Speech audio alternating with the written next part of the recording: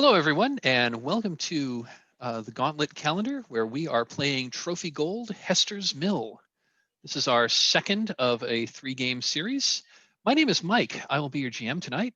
A little bit about myself. I've been playing with the Gauntlet for about 2 years now, GMing for about the last 8-9 months or so. I've really had a lot of fun playing and GMing on the Gauntlet. And Trophy Gold is probably one of my favorite RPGs of the last couple of years. So I'm actually really excited to continue this series. Enough about me. If we could go around the table, and if we, my pronouns, by the way, are he, him. If we could go around the table, we'll go left to right as people appear on the screen here. Bryant, would you briefly introduce yourself? Sure thing. Hey, I'm Bryant. My pronouns are he, him. Relatively new to the Gauntlet, been role playing forever and a day, and really enjoying this game so far.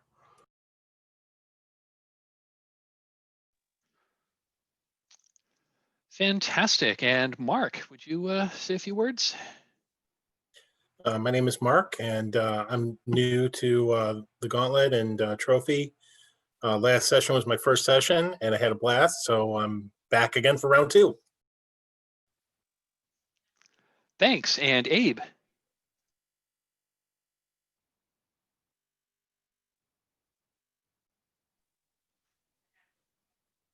Abe, you there?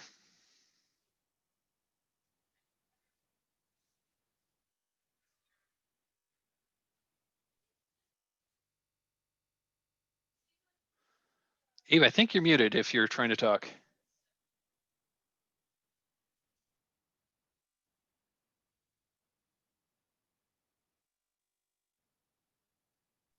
Switching to chat.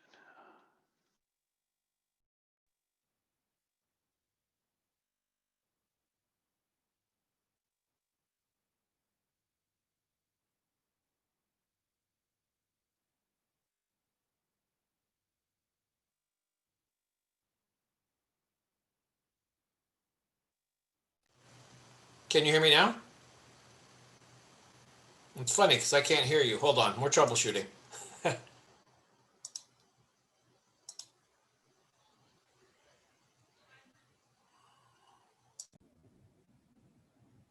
That's right, you go ahead. Yeah, I'm having All right. trouble. You keep going. Okay. Yeah, let us know. Yeah, we can hear you. I guess you can't hear us. Yeah, now I can hear you. All good. Okay, fantastic. We're all here. Abe, would you say a few words about yourself? Introduce yourself to the viewers at home. Yes, I'm Abe. Gauntlet here for about a year. First time playing Trophy. I've been enjoying it, and I'm excited to see where we head to next. Awesome. So when last we met our desperate treasure hunters, we introduced our character. We introduced our players. Why don't we go ahead and I forgot to also ask about our characters. One thing I would also ask, if you could change your display name in the chat window, just so that I can remember who's who. You can hit the rename button there, and if you can put your character name and your actual name in parens.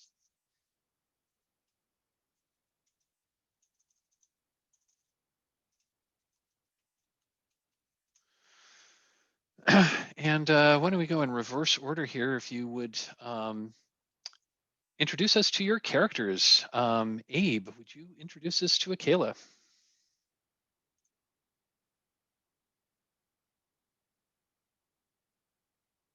Kayla,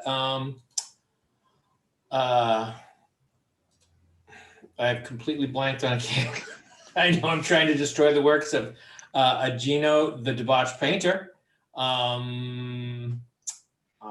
think I am, what is that? I think I'm a thief by trade, basically. And I've got some unheeded profit background, or I'm a merchant by trade, sorry.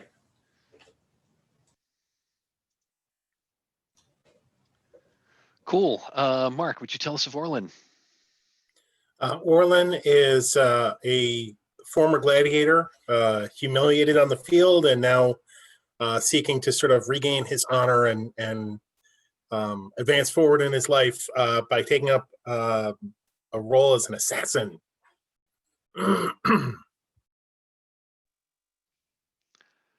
Very cool. And Bryant, would you tell us of Estefan? Yeah, so I'm playing Estefan. He's a bodyguard, currently bodyguarding Abe's character, whose name I'm spacing on. Sorry about that, Abe. It's been that kind of day. Formerly, he was a Kingsguard, but he left under somewhat of a shadow after stealing a couple of rituals, and he is hoping to bribe appropriate people to wipe his record clean.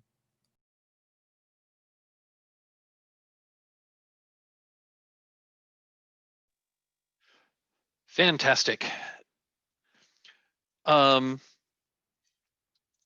Just want to talk. So very, very cool. I want to do just a very brief safety tools overview. It's the same players we had last week, and the same rules are in play. But I just want to take just a minute or two to go over what we're using. First of all, this game is operating under the Gauntlet Community Code of Conduct, which means we are required to use safety tools. And the three we are going to be using, the first is open door. Briefly, that just means any of us can come and go as we please. If you decide this game isn't for you and you want to resign, that's absolutely fine. Not every game is for everyone. Anyone can call a break at any time. If things get too intense and you need to step away, just step away. Come on back when you're ready. If you decide that you need to step away and you're not going to come back, we'd appreciate the courtesy of letting us know that you aren't planning to come back. But if you don't, well, that's cool. That's open door. The next tool we're going to be using is called the X card. The X card is a tool we can use that if something is happening in the game that is making you uncomfortable, whether that's the content, whether that's how another player is interacting with you, whether that's the GM introducing a character whose name is the same as a person you really, really don't like, doesn't matter. If something is happening in the game that is impacting your enjoyment of the game, you can invoke the X card. And the X card means we're going to pause the game. We're going to have a brief discussion where you can tell us what it is that needs to change in the game. Don't have to tell us why, but kind of do need to know what. Once we figured that out, we'll rewind the scene and we'll replay it without that element as a way to make sure that we're all still having fun. Any questions on the X card or on open door? The third tool we were using is called lines and veils. A veil is a topic that can come up in a game that we are deciding that we. So a veil is so lines and veils are a way that we can talk about topics that we individually find problematic and don't want to have to deal with in the game. A line is if a topic is lined, it means it's not going to happen in the game. I'm not going to bring it up, and the other players agree that they're not going to bring it up either. A veil is a topic that we can acknowledge in the game. We may find signs that it happens in the game, but it's not going to happen on camera, and it's not going to happen to a player character. We have a number of things that we have lined and veiled already. If folks want to make changes to that, now would be the time. But if we're cool with that, if you can give me a thumbs up or give me an okay in the chat window, that would be cool. Awesome. So ends our safety discussion. I'll probably call this isn't exactly a safety thing. If something comes up such that I have to step away from the camera and I don't tell you what's going on and I don't come back for 10 minutes, assume that I'm dealing with something. And if I'm not back in 10 minutes, assume the game is over and y'all have your evening back, and we'll hopefully be able to pick it up next week. Also, that also goes if suddenly I freeze or robot and drop out. That might mean that I'm having some kind of internet connectivity. And again, if I'm not able to restore within 10 minutes, take the rest of the evening for yourself. We'll hopefully be able to get together next week and get as far as we can. Cool. So, quick recap of where we were. So our three treasure hunters were traveling to the rumored lost village of Hester's Mill. Hester's Mill was located in a part of the land called Torrens Bend. Torrens Bend was known to be like one of the breadbaskets of the land.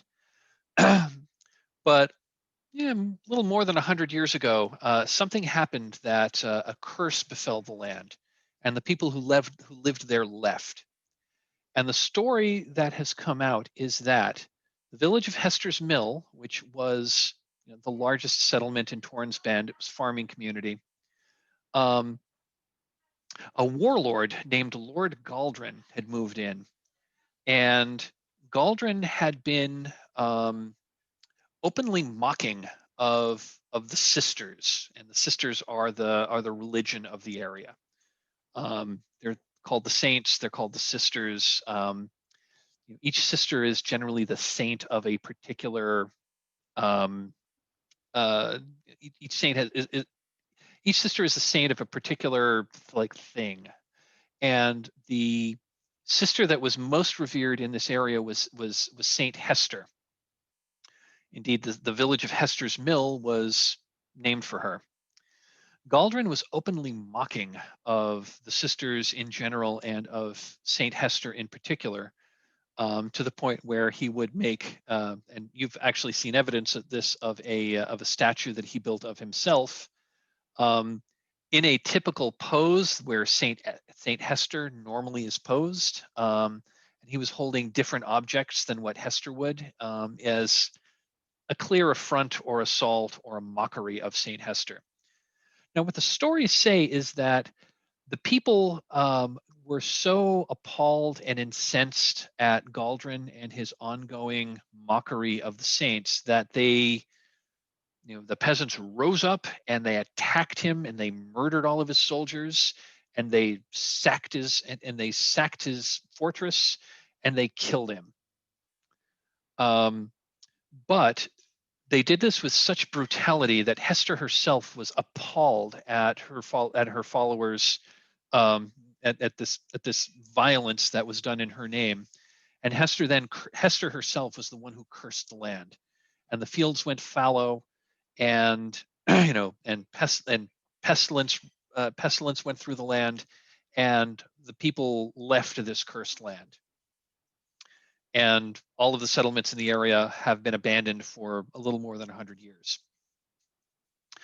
Time has gone on, the curse seems to be lifted, and from what you can tell, the land seems perfectly fertile now. You've seen signs of, like what had been cornfields that are still producing corn. You've seen, yes, the fields are overgrown with with shrubs and bushes, but there's still plenty of agricultural crops that just seem to be growing more like kind of half wildly. You found fields of pumpkins. You did find a field of corn where the corn was blighted, and you took it upon yourself to cure the blight by burning the field down. You did find that statue of Lord Galdrin in a mocking pose.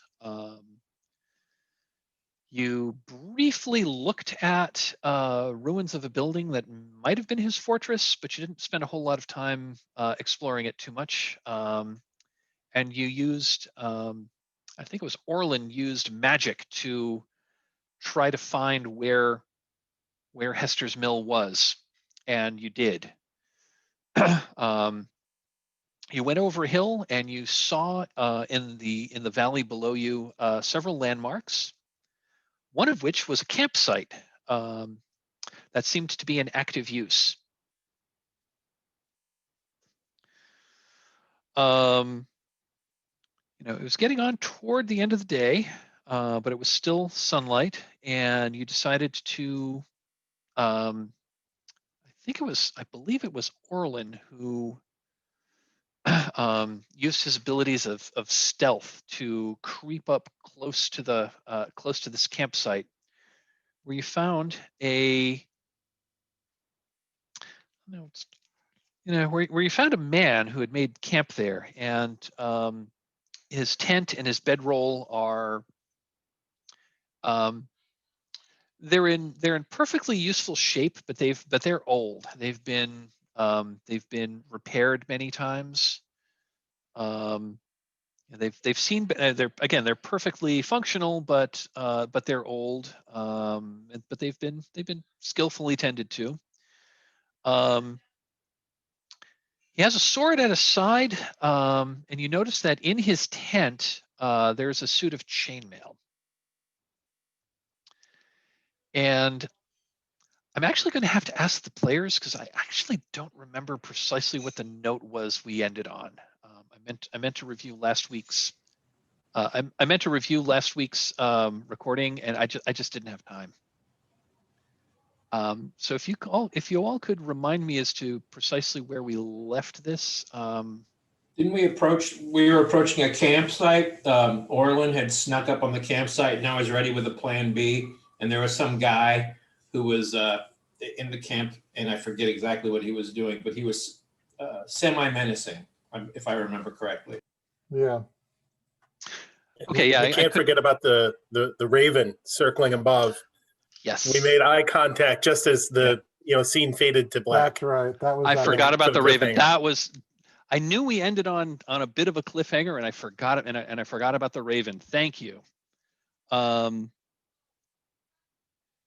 So yeah, there's a raven circling above where Orlin is hiding in the underbrush, and yes, they made direct eye contact as it's this raven seems to be circling. It's still circling in the air, but it's getting lower.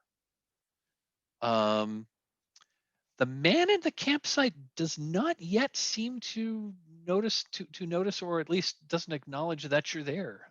Orlin, you're the one who's closest to the scene. What do you do?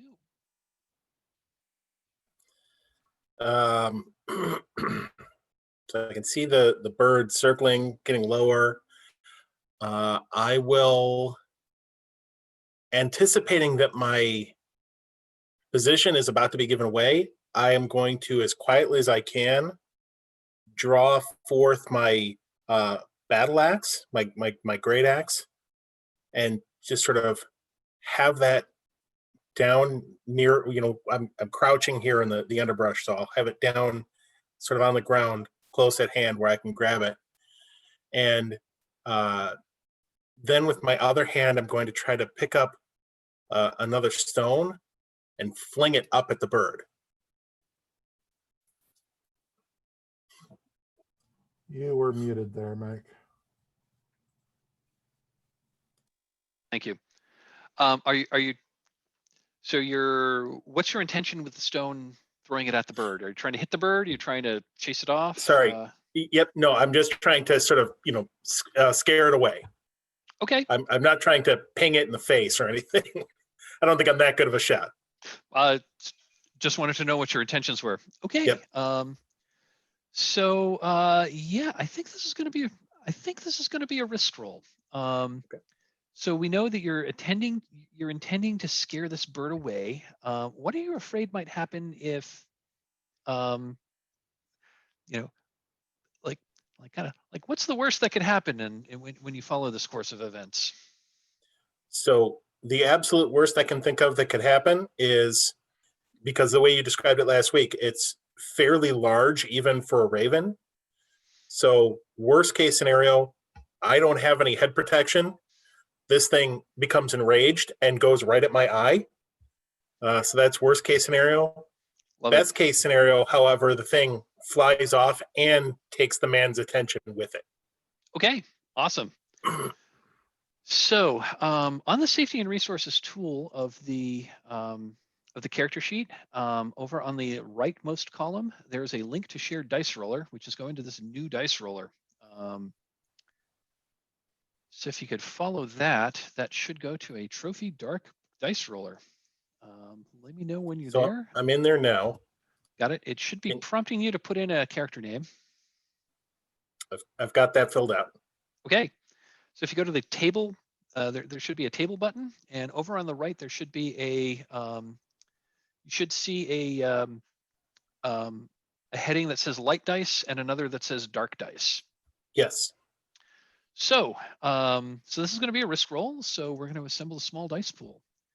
So the Okay. first question is, do you have a skill, a piece of equipment, or are you taking advantage of a piece of the environment to do what you want to do? Well, I'm picking up a stone to throw it at the bird. I don't know if that's using the environment. I'm looking at one of your skills here, and you're trying to scare off the bird, and you're also trying to like get the guy to watch the bird. So I'll let you take a light die for your misdirection skill. Cool. So you got a light die. Okay. Are you willing to take a devil's bargain? What do you propose?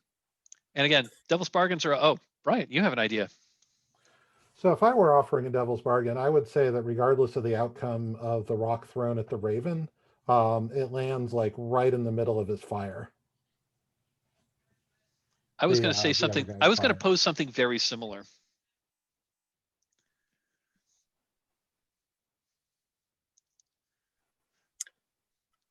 If that is the devil's bargain, I'm gonna say no, only because the sort of secondary intent here is literally to carry forward my misdirection from the last week game of making sure that he doesn't know where I'm coming from.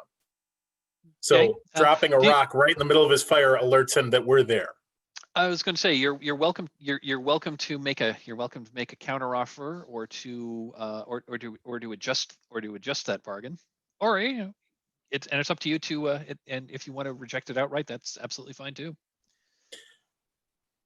What if, regardless of the outcome, my character, because he placed his axe down at his feet, what if, regardless of the outcome, the axe, well, again, that would give away my position. I was going to say, like, the last rays of the sun glint off of the axe, but again, that would give away his position just as well as tossing the rock. Well, one thing we could say about the rock, he'd know that somebody is there, but he doesn't necessarily know where.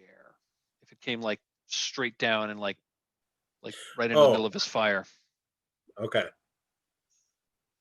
Okay, in that case, then yes, I will take the devil's bargain. So the devil's bargain is that when you throw this rock, it's going to come down in the middle of his fire, which means that he knows that rocks don't just fall from the sky. So he knows that there's something going on, but he doesn't necessarily know. But that won't necessarily give away your position. Cool. So that means you're going to do a risk roll with 2 light dice. You can add a dark dice if you are willing to risk mind or body, but honestly, with gold, I'd recommend. And you're not actually, I'm not forcing you to take a dark die now. So why don't you roll the two light dice, and if you don't like the roll, you can always add a dark die and re-roll. Okay. So you can use the arrow buttons under the light die heading to punch it up to 2, and then you can click the roll button. Okay. Okay. And I see you got a 5. So awesome. Yes. So that's a success. That is a success with a complication. So yeah, you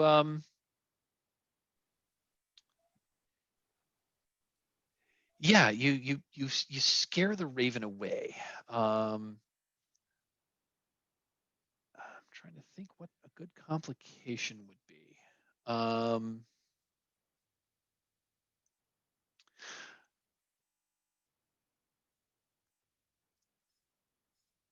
Okay, so so you throw the rock at the raven, and it does scare it away. What does that look like? So Orlin crouches even lower, putting his axe down, palming the stone as he does so, and then sort of abruptly lifts up and hurls the stone upward, hissing under his breath, "Away with you, cursed bird!" and throws it back up that way.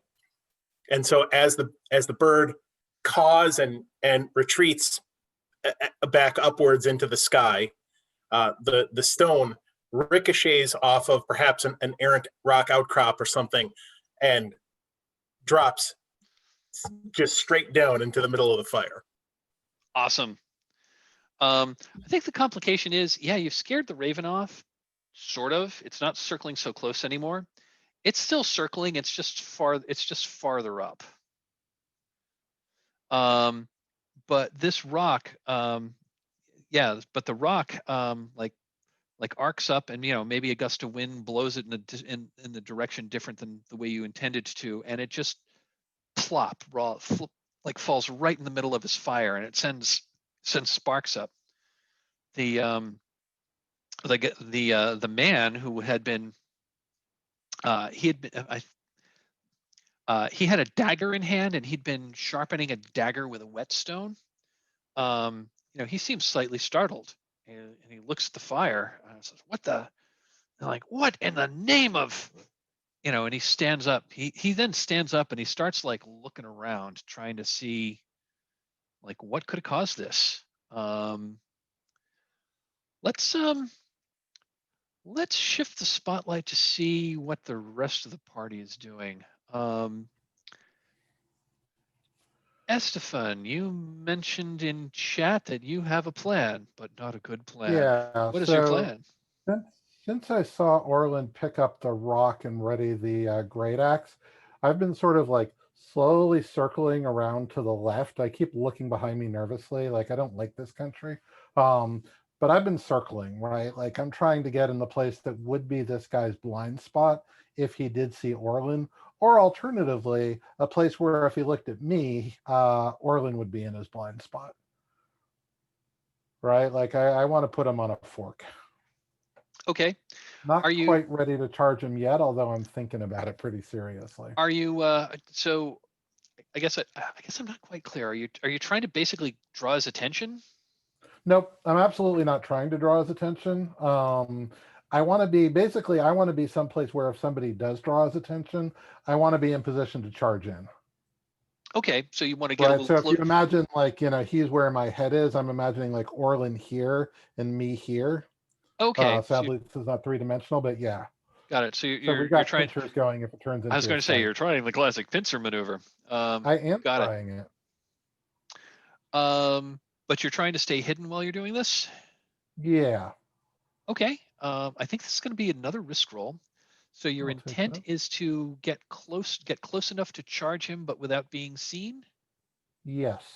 Okay. I want to be in good position if this breaks out into a fight, which I'm expecting it to. I'm pessimistic. Got it. Okay. Also, like the droning of those goddamn crickets is like echoing in the back of my mind, and I just can't make it go away, and it's making me tense. Got it. So what are you afraid of? I guess the way it's supposed to be phrased is, so what's the worst thing that could happen in this situation if it doesn't go right? Worst thing that could happen is he could make both of us. Okay. Right. I'm not so terrified of being seen. That just starts the fight. I'm terrified of him knowing where both of us are. Got it. Okay. So I guess my first question is, this is going to be a risk roll. We're going to assemble a little pool of dice. So for your possible first light die, do you have a skill, a piece of equipment, or are you trying to can you take advantage of the environment to your effect? Well, we've got the crops, but I feel like this is both a little bit protection and a little bit vigilance, right? Like this whole positioning yourself in the right place. This is a refined bodyguarding kind of a thing. Yep. Oh, totally. So you can definitely get a light die. Would you be willing to accept a devil's bargain? Let's hear it. I like devil's bargains. Yeah, honestly, that's Devil's bar. This is a total aside. Devil's bargains are the secret sauce of this game.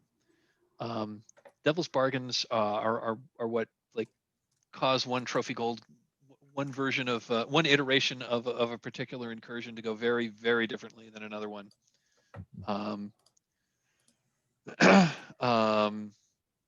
Something to do with the Raven might be super cool. That's kind of what I was thinking.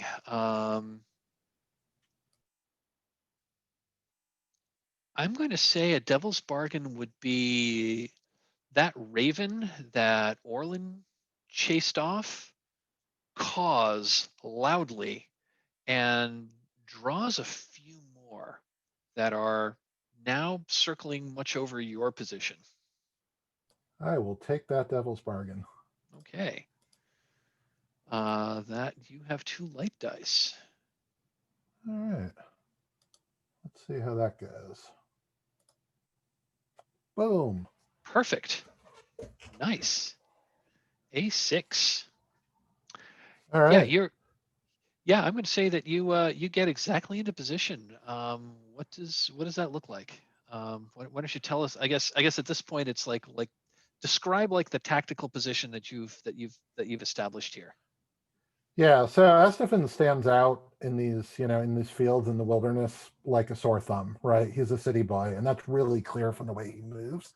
But it would also be clear to the observer that like he understands how people look around, right? Like he understands the psychology of how people scan the horizon. He understands how to avoid that. He understands when to pause and when to keep moving again. So it takes him a minute here, but he works himself around to a point where this man, this traveler, who probably doesn't deserve whatever's about to happen to him, is in a place where he can't look at both Orlin's position and Estefan's position at the same time, let alone Akela, who's a wild card in all of this. And then Estefan just like freezes, just breathes very calmly, quietly, and wait for the next thing to happen. Okay, yeah, you are there. Akela, is it Akela or Akela? Akela's fine. Akela, okay. I think that it's just easier to pronounce that way. So sure, no problem. I just wanted to make sure that we were all on the same page there. So yep. Akela, what are you doing? You can see, you kind of lost sight of Orlin, who like ducked into the bushes and did stuff. You did see the rock shoot up in the air and land in his fire. You saw Estefan like move out. What are you doing? I am a merchant. I'm thinking that discretion is the better part of valor. I'm just going to hang back and keep an eye out on things. I am going to, I've got a bolt ritual that I could ready up in case it's needed, but I think, this is probably not this is not my moment to shine. We have more capable hands of dealing with the rough stuff. So I'll just lay in the back as support and kind of, stay in the pocket. Got it. Okay.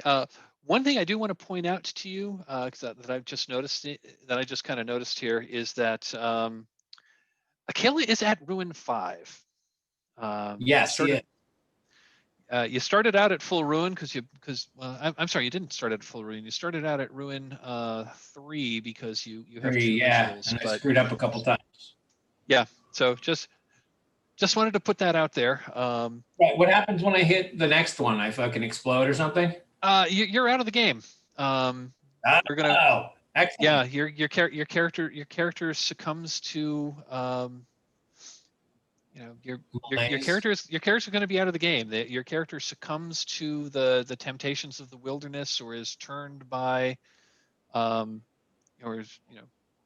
turned by the horrors of the forest. We'll figure out something that's appropriate. You're not necessarily immediately out, but your character will be taken out soon. It's not exactly. HR will be escorting me to the door. Something like that. Normally there isn't a lot that reduces ruin in the game. Usually what you do in Trophy Gold, when you get to ruin, you go back to town and you can spend 1 gold per ruin. So basically but you can only go down to your starting ruin. So you can conceivably go back to town, spend 2 gold, and and remove 2 ruin. Although, Yeah, we go just back got to town, cool. you also have to meet your burdens, which is 4. So in order to go back to town to get your ruin down, you'd need 6 gold. Right now, you got 0 gold. Right, I'm fine. I'll run roughshod on it. So Got it. So Not a just wanted to point that out. So if you do get to 6 ruin, that's going to be a that's going to be a moment in the game, and we're going to spend some time on what that looks like and how the character will be and how the character All right. will be removed from play.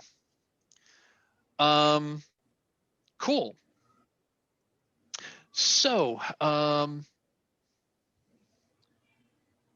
so Orlin and Estefan, you're both kind of in striking position here. This guy is like standing up and he's looking around, and now he's looking up at the ravens that are circling. And he puts two fingers in his mouth, and he whistles sharply. And the ravens that are circling around, like all caw, not exactly in unison, but they caw on the wing as if they're communicating with him somehow. Orlin, back to you. What are you doing? Okay. Tensions are rising. The birds are circling. It's pretty obvious that within moments, because he seems to be able to somehow communicate with these birds, we're going to be found out, or at least I'm going to be found out. So I'm going to go out on a limb and say, from Estefan's previous actions, perhaps I heard him or heard a sound of him taking those stuttered steps to move into position. So I'm just going to cross my fingers and hope that he got into position and is where he needs to be.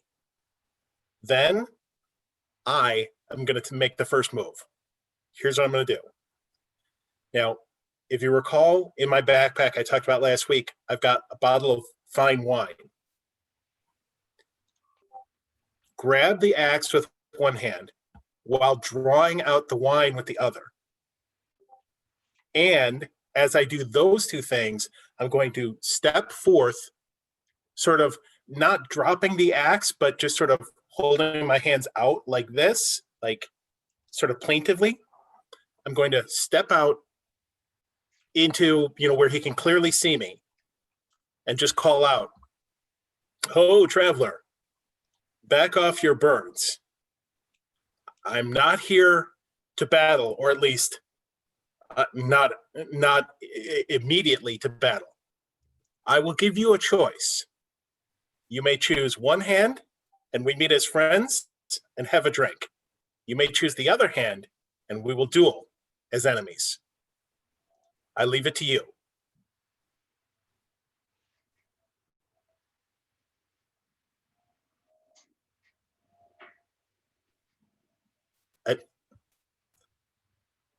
I think you're muted, Mike.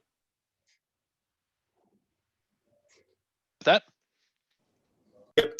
So he seems startled when you suddenly like stand up from the bushes. His initial reaction is he gets into kind of a defensive position, and he's holding that dagger that he was sharpening in front of him. But then he hears your speech, and he relaxes a little bit. He's still holding the dagger, a little wary. And he says, I have no reason to fight you, friend. That wine certainly looks enticing." He then glances up at the birds and looks around and said, "And I've got a fairly good idea that you are not traveling alone. Why don't you call your friends out so I know exactly how many of you there are?" So I'll hold up the bottle and say, "Shall we toast to it then?" He's in more of a relaxed position and says, "Works for me. Please join my fire." And so at that point, I'll say, "Well then, well met, stranger. My name is Orlin, and I introduce to you my traveling companion, Estefan. And I'll point over toward Estefan's position with raising the bottle toward him and just sort of, top it like cheers and then move slowly into the camp. Notice, though, I'm not calling out Akela. I I'm going did to leave notice it to that. him to reveal himself if he so chooses. Nope, I got it. Yeah, I did notice the omission. Estefan sheaths his sword and ambles over. A little bit, like half a step more slowly than Orlin. But yeah, he'll come in with hands visible. So he puts his knife away. Now that you've put your weapons away. And he sits down on a there's a log and a couple of stones that are that are near the fire. He sits down on one of the stones, and he looks at you. He's got a very quizzical look on his face. Now that you're closer, you get a better look at him. He's kind of hard to tell exactly how old he is. He's got he's got a full beard. He's got kind of shoulder length hair. His hairline is receding. It's dark hair, but it's streaked with it is streaked with gray, and there's you definitely see prominent wrinkles. His skin is bronze, such that it looks like he's been like living outdoors for quite some time. And his clothes are all leather. That's the only material he is wearing. Does not look it's like been particularly skillfully tanned. And the stitching, and it's got sinew stitching. It looks like he all the clothing he's wearing he has made. Anyway, and he says, "Well, you are a long way from anywhere. What brings you out to this?" He gestures around himself. Well, I won't call it a wasteland, although it is a land that is more or less uninhabited. What brings you out here? I've seen very few travelers in recent months. Oh, what brings any of us to Hester's Mill? The legends, the tales of Galdrin and his woes, and curses long past. Tell me, friend, you look like you've spent more than a few days out of doors. What name shall we call you, and what brings you to these parts? And with that, I'll also pour out a couple of, leather cups full of wine or whatever. He gladly accepts the wine. Estefan pours out like just a mouthful of wine, says a quick prayer to the sisters before drinking. So the man, the man accepts the wine. He takes he takes a sip, and he leans back, and I mean it does say fine wine on your inventory list. So he lifts, and he he looks up to the sky. He turns his face skyward with his eyes closed, with just this look of with just this look of like deep satisfaction on his face. And he opens and looks at you and says, "It has been a very long time since I've tasted wine this fine. Thank you. As for who I am, well, forgive me for not being forthcoming, but I've been traveling incognito, and I would prefer to keep it that way. We can remain friends, or we can remain friendly here, but I have reasons to keep my name to myself. As for why I am out here, well, let's just say that I am on a hunt." And what is your prey? Big game. Big game. Orlin casts his glance about. Friend, You sip at a cup of my finest wine, and we share kind words with one another, but yet you speak in riddles. Look around. There are no large cats or gray wolves prowling these fields. They are nothing but the fallow remnants of what once was. What big game could you find here?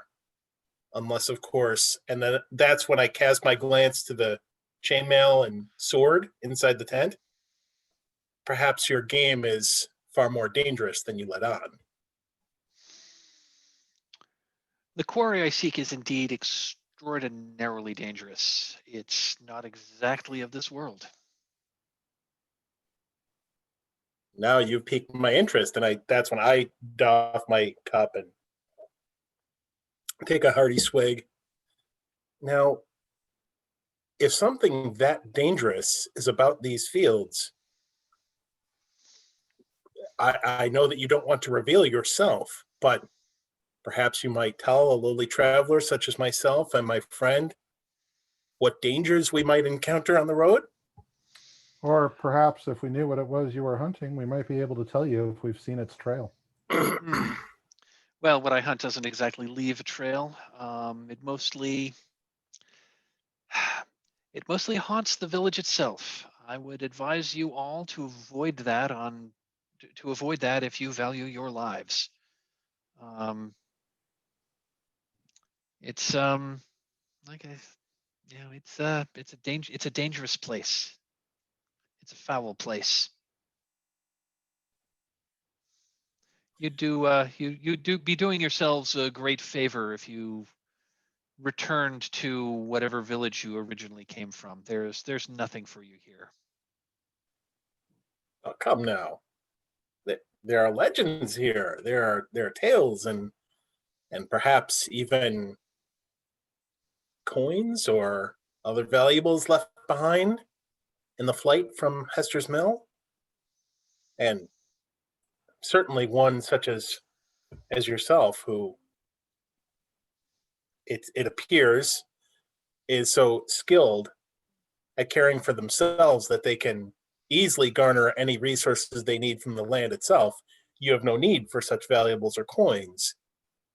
Surely we can come to some sort of an arrangement. We can remain here, perhaps help you track your prey, and any valuables that we find along the way, we might be able to keep with us. Well, I have no use for treasures, to be honest. If you choose not to heed my warning to avoid the village, I'm not going to attempt to stop you. Honestly, this is advice I'm giving you for your own good. The village is to be avoided, but should you choose to go, there, I'm certainly not going to try to stop you. Just don't say I didn't warn you. There are dangerous things there. Dangerous things. Well, two things, friend. One, you said you were hunting a specific prey. Now you say there are dangerous things, plural. So, which is it? And secondly, my outdoorsman friend, you say that we should heed your warning and protect ourselves by fleeing this place. And yet, you remain. But you remain here, not in the village where you say your prey is prone to stalk. You might almost think he's trying to put us off the gold. It seems as much. And perhaps you have some other need for us to leave? Come, we're all friends. We're sharing a spot at the fire. I'm just telling you, there are dangerous things there. My quarry is there, but that is not the only thing that is there. Well, like I said, elaborate. I am not going to attempt to. Like I said, that I'm not going to attempt to stop you. I'm simply giving you some friendly advice. Now, granted, this is free advice, and you know, what they say of free advice is that it's worth what you pay for it. But there are dangerous things there, things that could, shall we say, things that are a danger to more than just your body. Now, out of character, Mike, has my character heard of supernatural things that go bump in the night, things that can affect your mind instead of your body? Oh, absolutely. You've. I mean, there are many legends of not just legends. I mean, there's credible eyewitness accounts of various sorts of monsters, various sorts of various sorts of demons. There are spirits in the world. There are all sorts of strange and dangerous and mysterious things.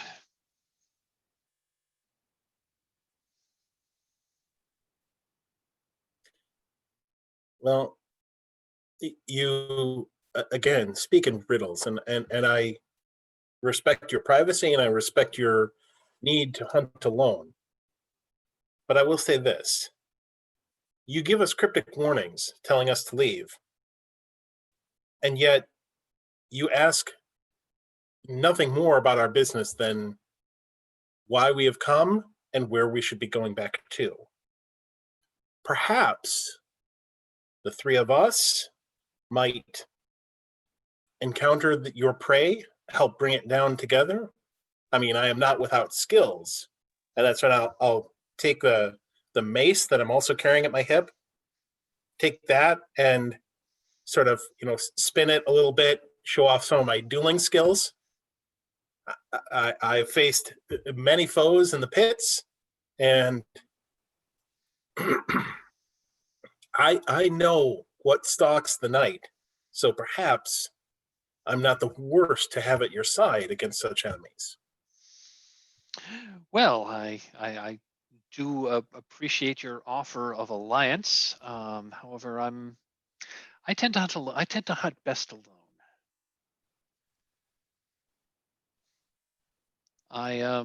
Again, I appreciate the offer, but I must decline. Again, I'm just warning you that the village is dangerous, and there maybe there. Well, perhaps you are a good enough.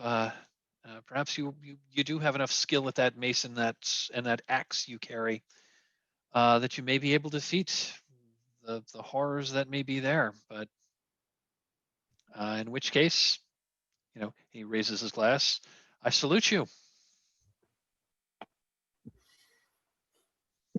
Well, you certainly drive a hard bargain for what it amounts to free advice, but He grins I at that. appreciate the sentiment, and I raise my glass and drain the last of it to your health. And to I'll drink yours. to that. And to yours.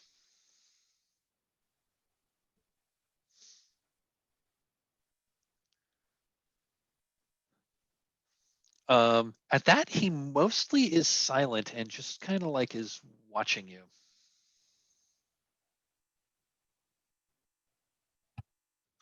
Almost as if he hasn't spoken to people in quite some time.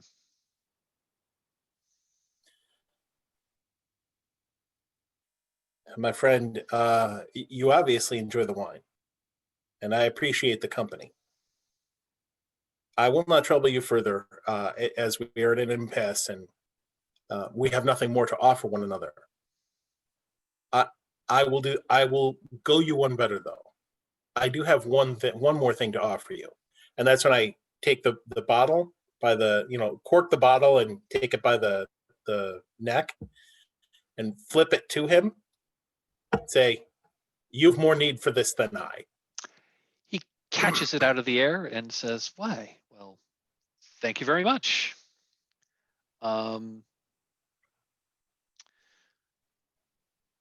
Bit of advice, friends. If you do choose to investigate the village, and again, I advise against this, but if you do choose, it would appear that I am unable to dissuade you from this venture.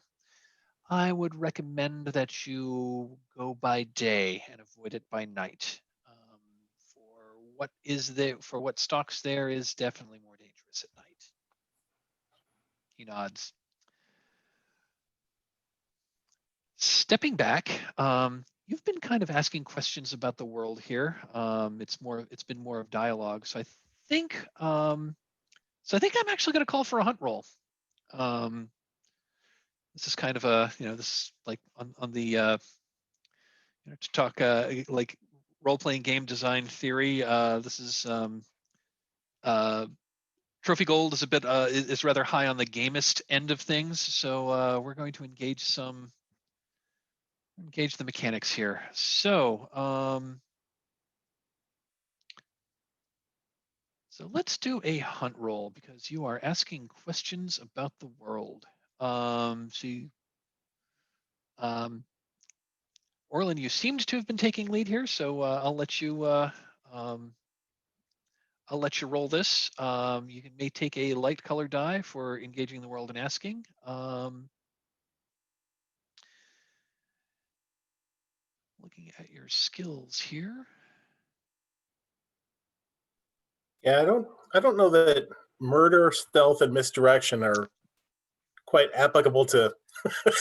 I am going to say though that you just gave him your bottle of wine, so I'm going to say that. So yeah, I'm going to say that you've got a piece of equipment. Oh, by the way, you should check off your bottle of wine because you've given it to the traveler and you don't have it anymore. Yep. So I think there's a. I guess there wasn't a checkbox. I thought there was. Oh well. Okay. Why don't we do? There we are. So yeah, you can take 2 light dice on a hunt roll.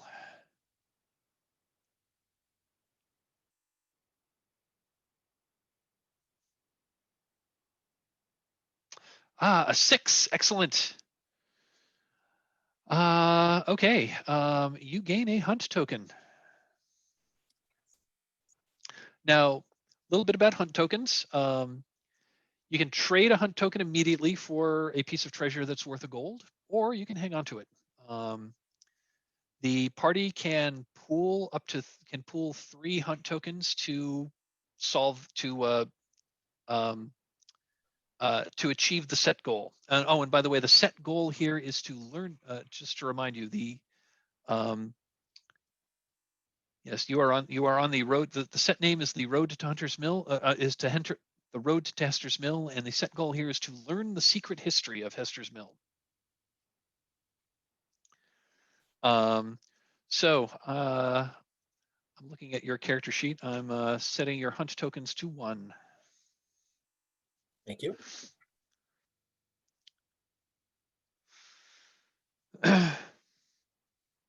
So in response to your speech, the traveler seems pleased with that he now has he now has the remainder of your bottle of wine that you've shared.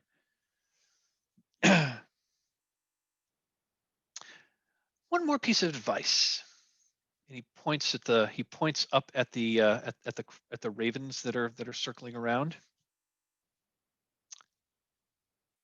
Those are natural ravens. You may encounter in the village. They might not be so natural. Be wary of them. Be wary of the ravens. A good piece of advice. I thank you, traveler.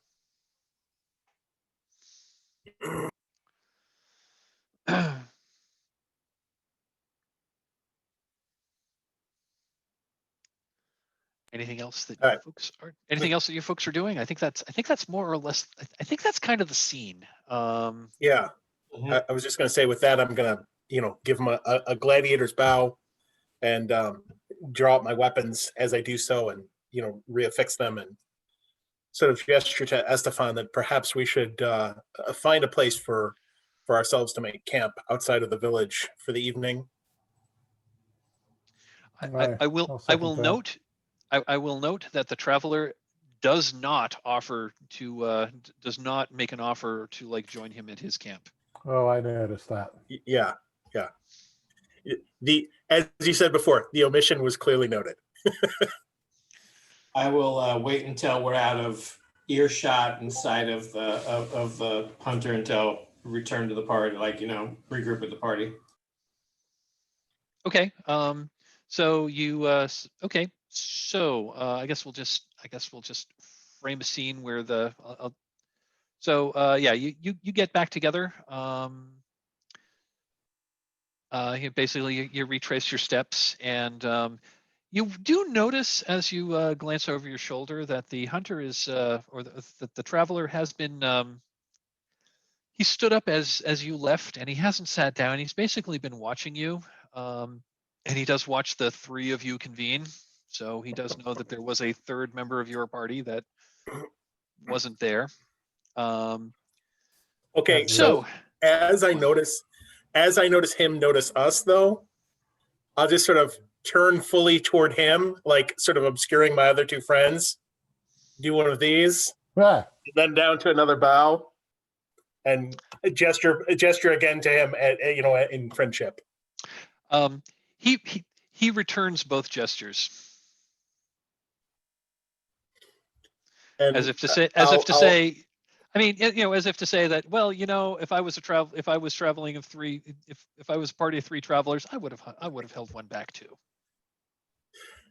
So at that point, I'll fill in Akela with what happened in the previous scene, the little amount of information we were able to glean, and specifically note that the birds that were circling around seem to have some sort of a bond with the traveler and seem to communicate with him, but we'll find bigger and perhaps more unnatural birds somewhere around the village ruins we should keep an eye out for. Okay, so at this point, the sun is very low in the sky. It's just a few degrees above the horizon. Sky is turning, the clouds are turning golden, and the sky is turning golden, and the clouds are turning pink. It's actually a beautiful sunset. But it is getting close to night. Let me just review some of the other things that you could see here when you went over the crest and were looking down into this valley. So you saw that traveler's camp. You did see the village of Hester's Mill, like off in the distance. At this point, you're not going to get there before dark. There is a small, it's maybe a quarter mile up the road. It's kind of in the opposite direction of where the where the traveler's camp was. There's a typical roadside shrine that you see all over the place. Again, it looks a little ramshackle. It clearly hasn't been maintained in a while, but it is a structure. You can definitely get there. You probably get there as the sun sets, where you'll probably have another half hour of twilight before it gets really dark. So the shed is the roadside shrine. You mean those are one and the same? There's a ramshackle roadside shrine ahead. There's the village. Those are. Oh, and then on the other side of the village, there's another hill, and now that it is silhouetted, you're like looking to the west. That hill is silhouetted as sun was setting, and you can see that at the top of that hill on the other side of the town, there's a big tree with one branch that's almost parallel to the ground, and you can see what looks like vines or possibly ropes that are hanging from that branch. Again, it's at least, I mean, you got a good look at it because it was silhouetted. It's now silhouetted against the bright, it's silhouetted against the sunset. you're clearly not going to get there by dark because it's on the other side of the village. It's probably at least like from where you're standing, it's got to be at least 2 miles away. I may not be a holy man. I say this to my compatriots. I may not be a holy man. I may not be quite learned in the religious teachings, but I know enough to fear and respect the sisters. And there's no way we can make it to the village before night fully settles across the land. I would say the best thing for us would be to occupy the space in and around the shack, gather a bit of firewood for the night, and perhaps offer what little we can to the goddess for a good night's rest. If that's what the two of you want to do, I'm all right with it. I'd rather push on to the village. I don't put much stock in his fear mongering. Sooner we're done here, the sooner we can go home. But I would concur, except for one point. The traveler's insistence over and over again, several times, that night is the worst time to be in the path of his prey. Now, again, I'm not a religious man, but I know if something scares him enough to keep that sword in his tent and keep his fire low without drawing too much attention, perhaps it's best for us to remain hidden for the night and out by day. fair enough. I won't argue too hard, but if we see whatever it is, if it's good prey for him, it's good prey for us. And there's three Agreed. of us to one of him. He's not doing this for no reason. Well, I, for one, am not really looking forward to charging it headlong into the night, looking for for a battle that will probably, relieve me of my riches and possibly my life. So I too agree we should stay here and camp out and then head out first thing in the morning. So if I gathered what you just said, you're going to head to the shrine and basically camp out in the shrine? Well, I'm going along with what Orlin originally, suggested. Yeah, I'm fine with it. Okay, awesome. Yeah, you get to the shrine. I think I will. Let's call a 5-minute break, and then we'll come back, and we'll be at the shrine. Sounds good. Yep, sounds good. Okay. See you in 5 minutes.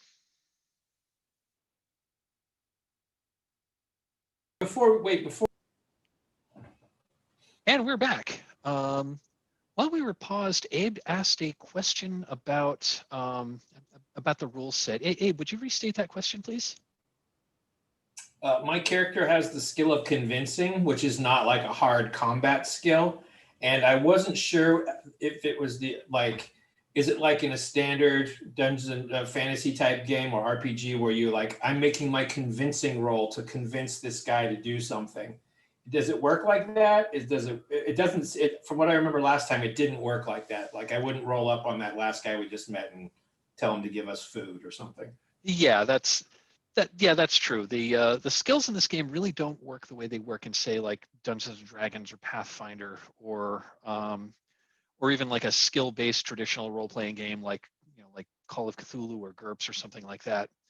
Right.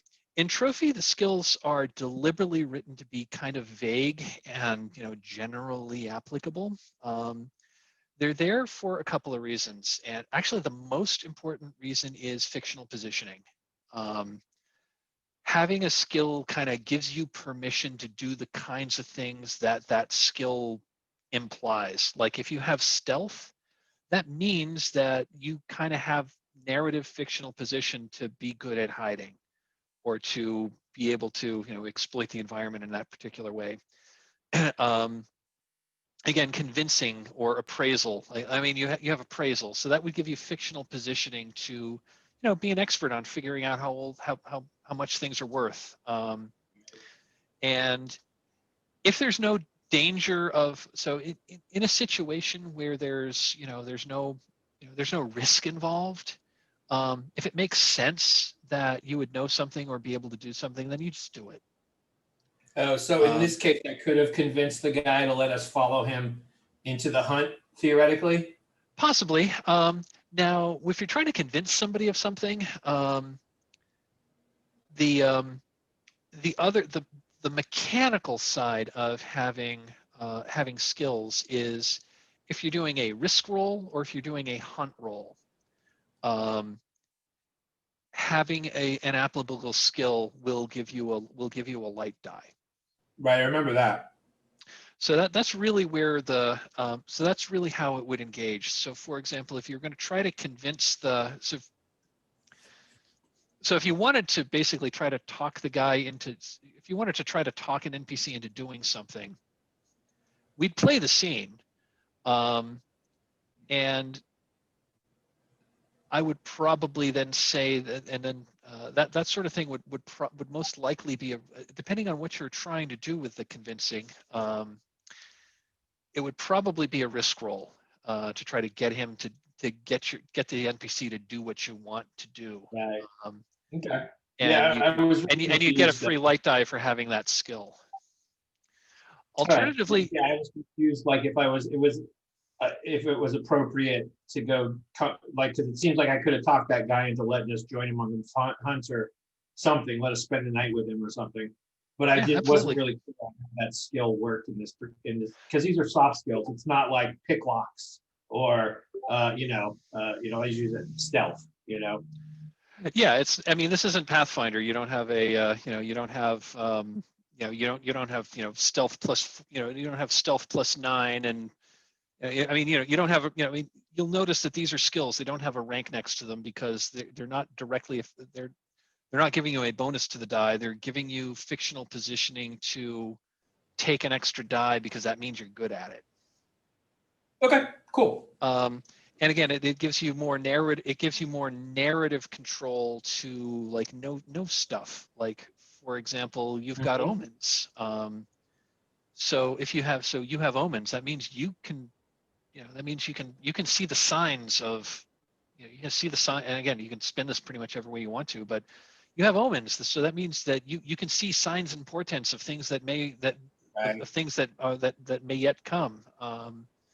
So yeah, if you want to turn the story, so it gives you the narrative, a certain degree of narrative control to to do something that someone without that skill might not be able to do.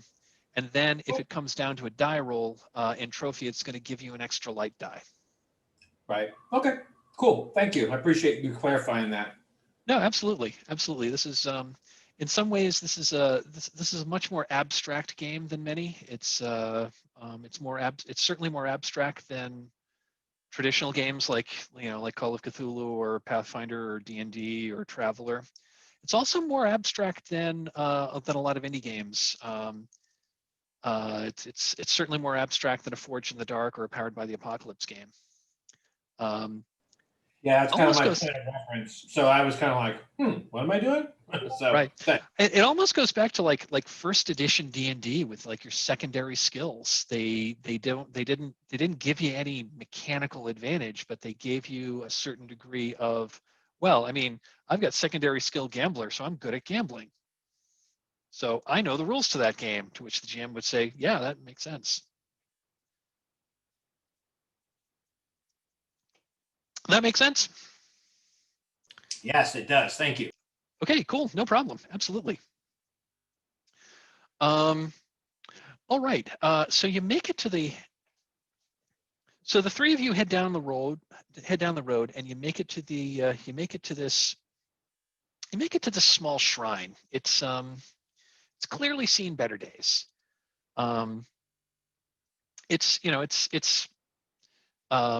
The foundation is made of stone. It's made of wood. It's not very big. It's probably only about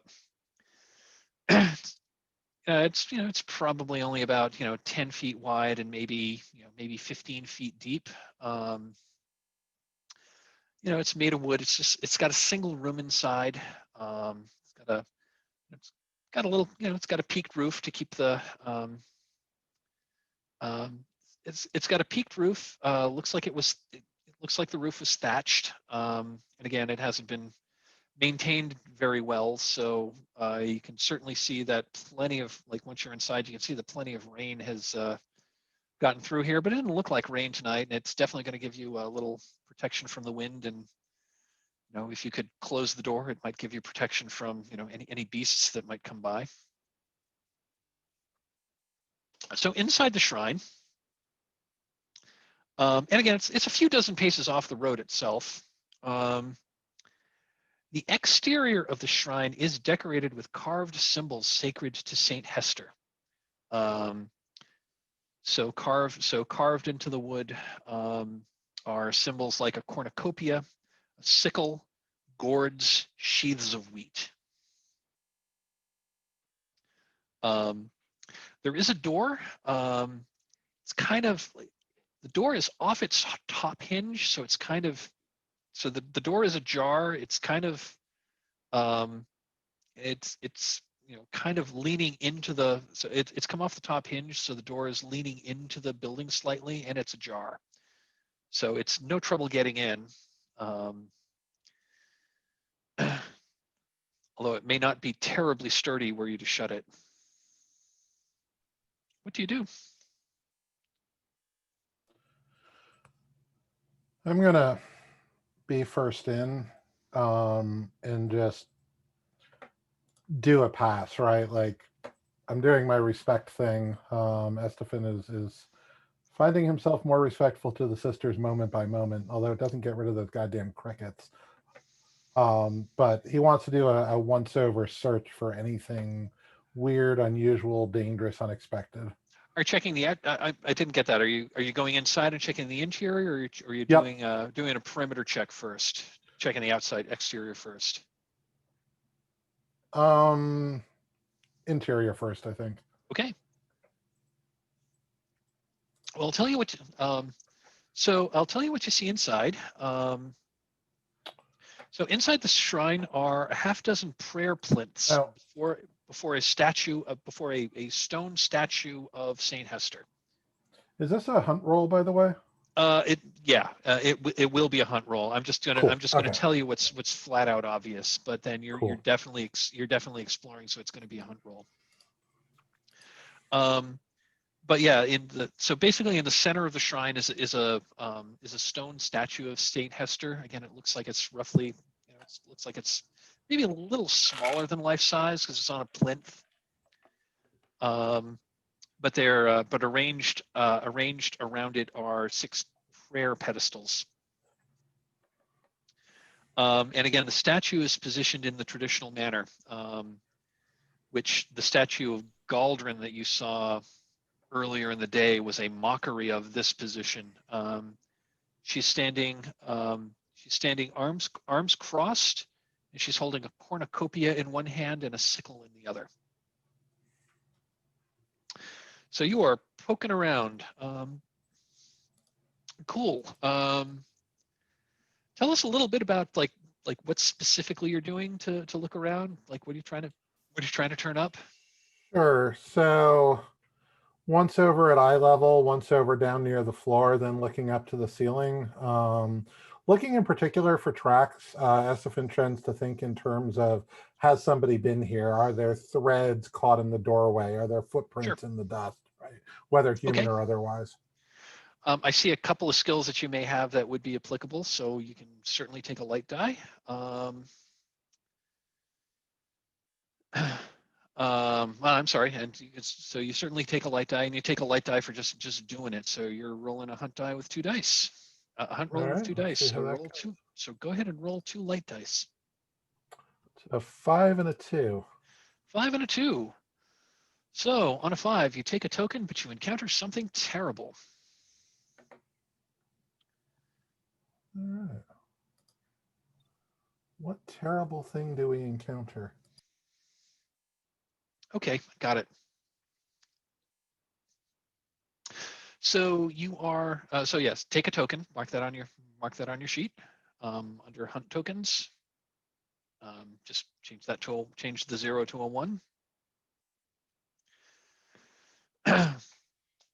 So you're poking around, and as you're looking, you hear a buzzing above you, and you look up and you see that inside, like on the roof, the thatched roof, which, you know, again, it's started to rot. It's not in good repair at all. But on the roof is a large, like almost like a good like 2.5 feet in diameter, irregularly shaped. It's roughly a globe, but it's irregularly shaped. It's a really big paper wasp's nest, and as you look up, there are you see just dozens of like you just see dozens of wasps. They're mostly black, but they have these are black wasps with yellow stripes. They're some of the biggest wasps you think you've ever seen. They're huge. They're like really big.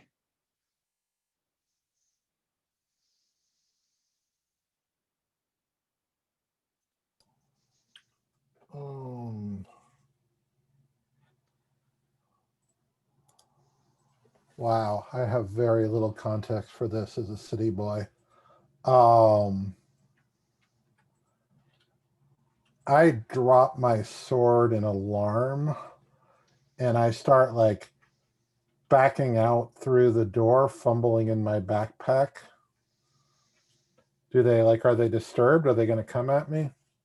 They don't seem to be. You didn't poke at the nest with your sword or anything like that. So no.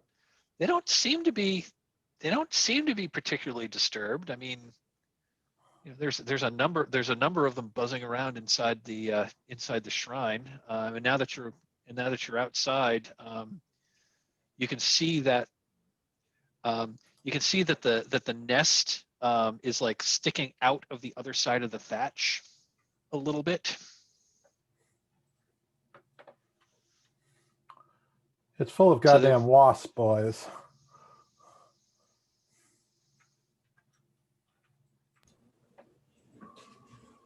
So we've got there's a big ass paper wasp nest stuck underneath the thatch in the back of the hut.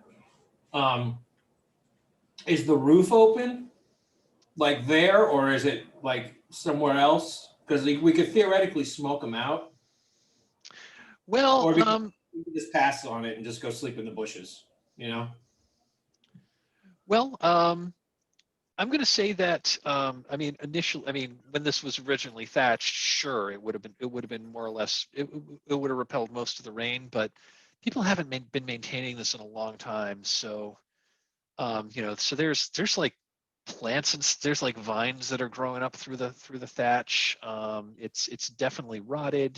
There's been birds nesting in it, and this like big ass wasp nest. I'm going to say that were you to light a fire inside it, I think a lot of the smoke would probably escape because the thatch isn't really as it isn't as dense. The thatch is only good as it's being maintained, and this hasn't been maintained in decades. So you guys want to find somewhere else to crash? I think that makes the most sense. I mean, we literally got bit in the ass from the snakes the last time we tried to do some pest control. So yeah, I just want us to freaking avoid it and find somewhere else to crash. So you're going to set up camp somewhere else? Seems best. Yep.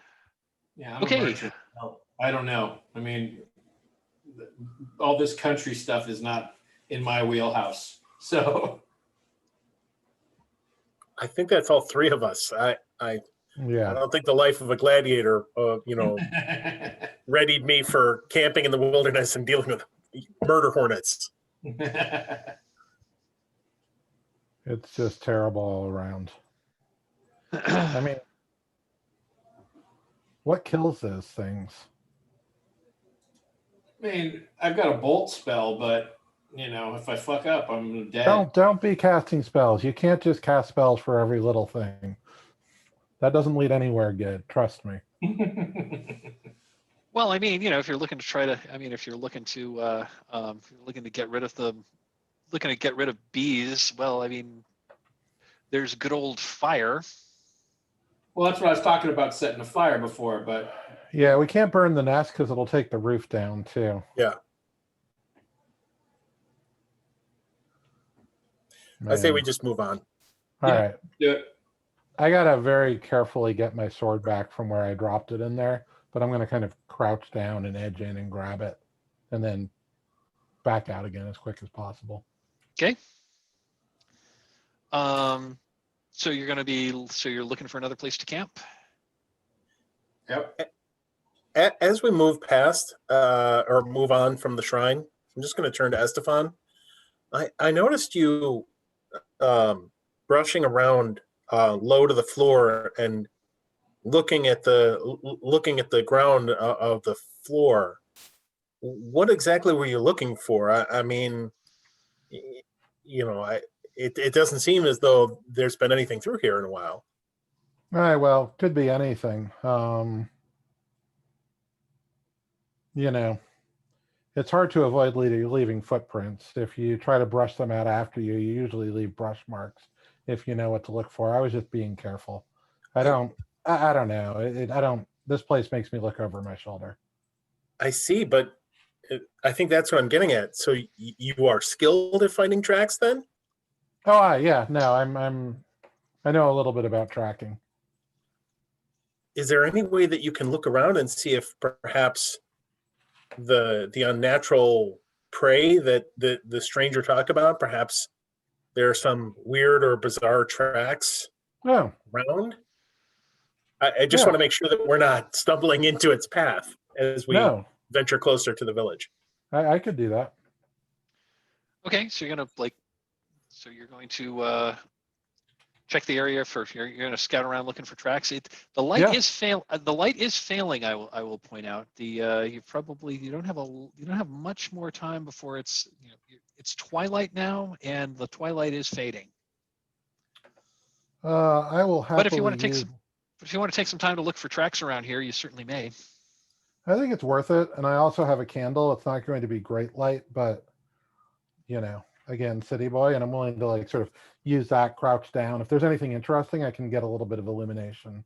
Well, I have torches. If you need a torch. Oh, that's even better. Yeah. Even so I'll pass the torch on to you. All right. Okay. Let's scout around. So this is going to be another hunt roll.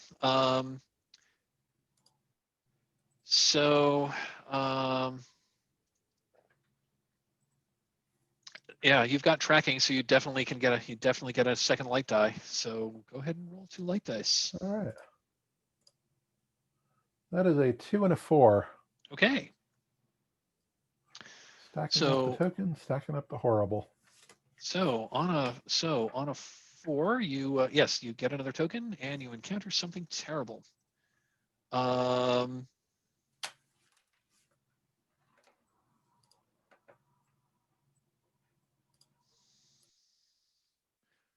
Let me see here.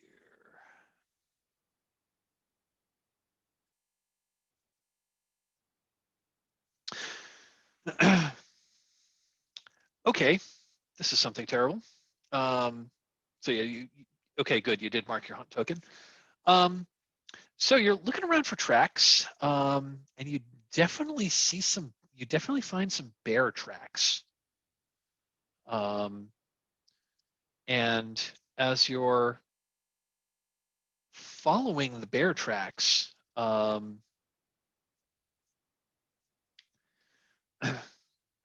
you're following the bear tracks, and they seem to go off, in a direction away from the village, you hear like the sound of like an animal,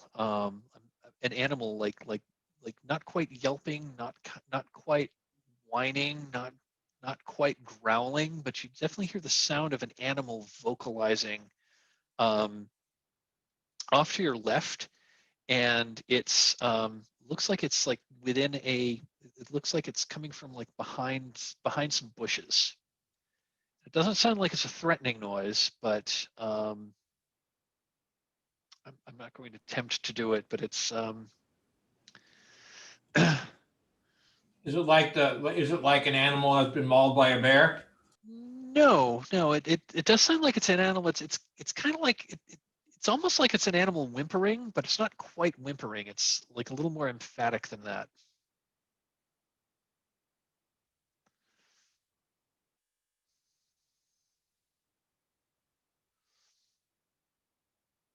What do you do?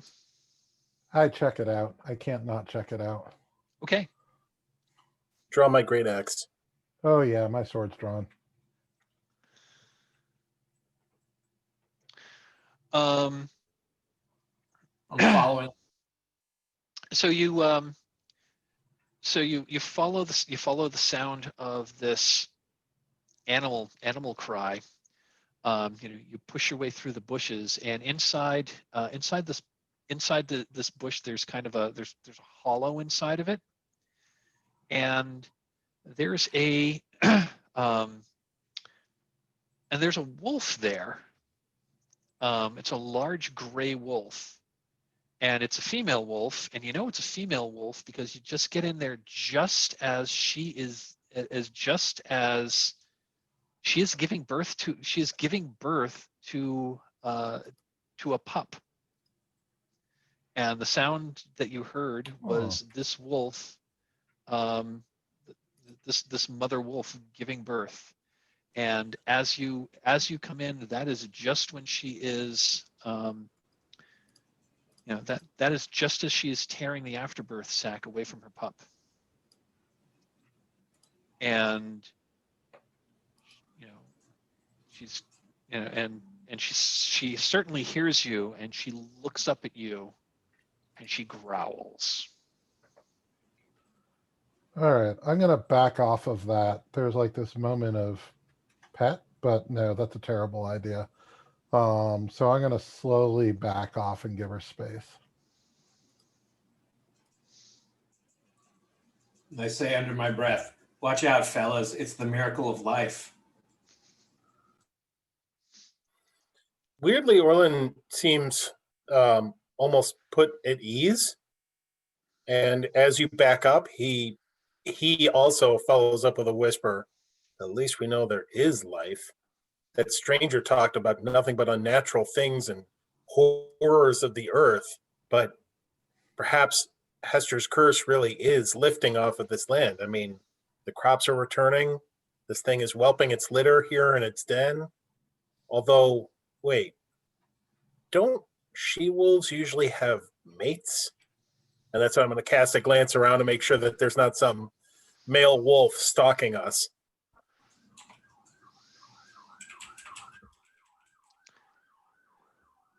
So you're like looking around more, looking to see if there's anything there.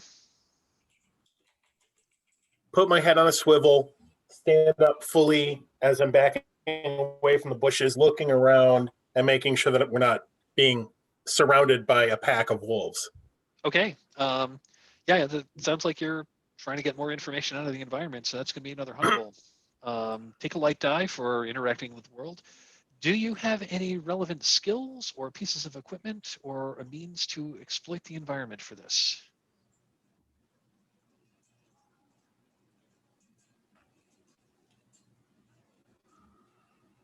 And remember, you can always... I don't think I've got any relevant skills. I will maybe use, if I can, I'll use the 10-foot pole to sort of,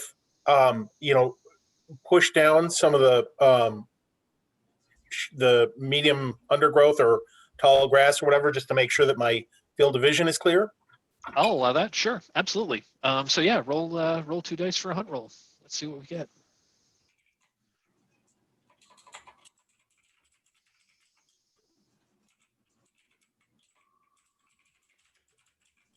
So sorry, is that 2 light die? Yeah, it's going to be 2 light dice for a hunt roll. You have a roll. Okay. You get 1 for just doing it, and you get a second one for you're using your 10-foot pole. Oh, sorry, guys. I've got the loud keyboard thing, and I'm not muted. So that's a 5 and a 1. Awesome. I see something, but also something terrible happens. Yeah, you get a token, but you also encounter something terrible. And I think the terrible thing that you hear, I think the terrible thing that as you're you know, as you're looking around, you hear off in the distance, not too far, but not too close, but not too far. You hear a followed by farther off, two more.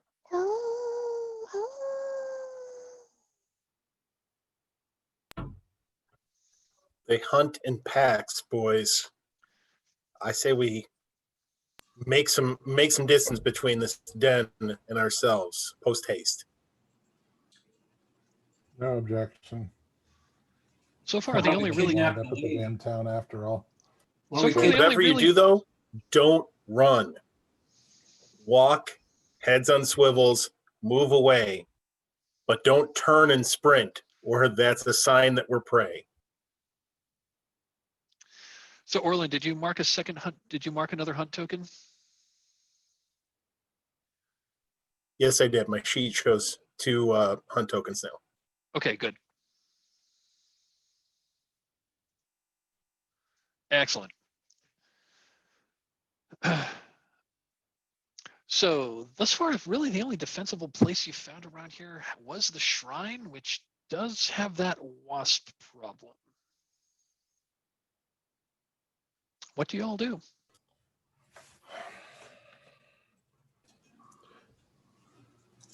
Do any of us have any water?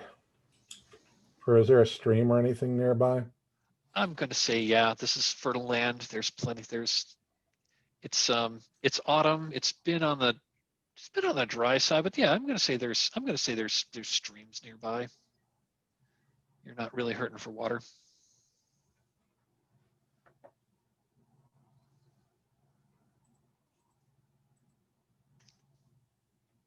I don't know. I hate the idea of sleeping out in the open when we know there's wolves. You know what? Fuck it. I'm done. Let's go back to the shrine. I'll take care of this. Okay, I'm intrigued. Oh, before we go on, I'm just fed up. I'm a city boy who's fed up with all this nature. before we go on, I do just want to mention one thing I meant to mention last time, and that's regarding equipment. If you find stuff, put that under your found equipment list. You have remember everyone has 6 slots in their backpack.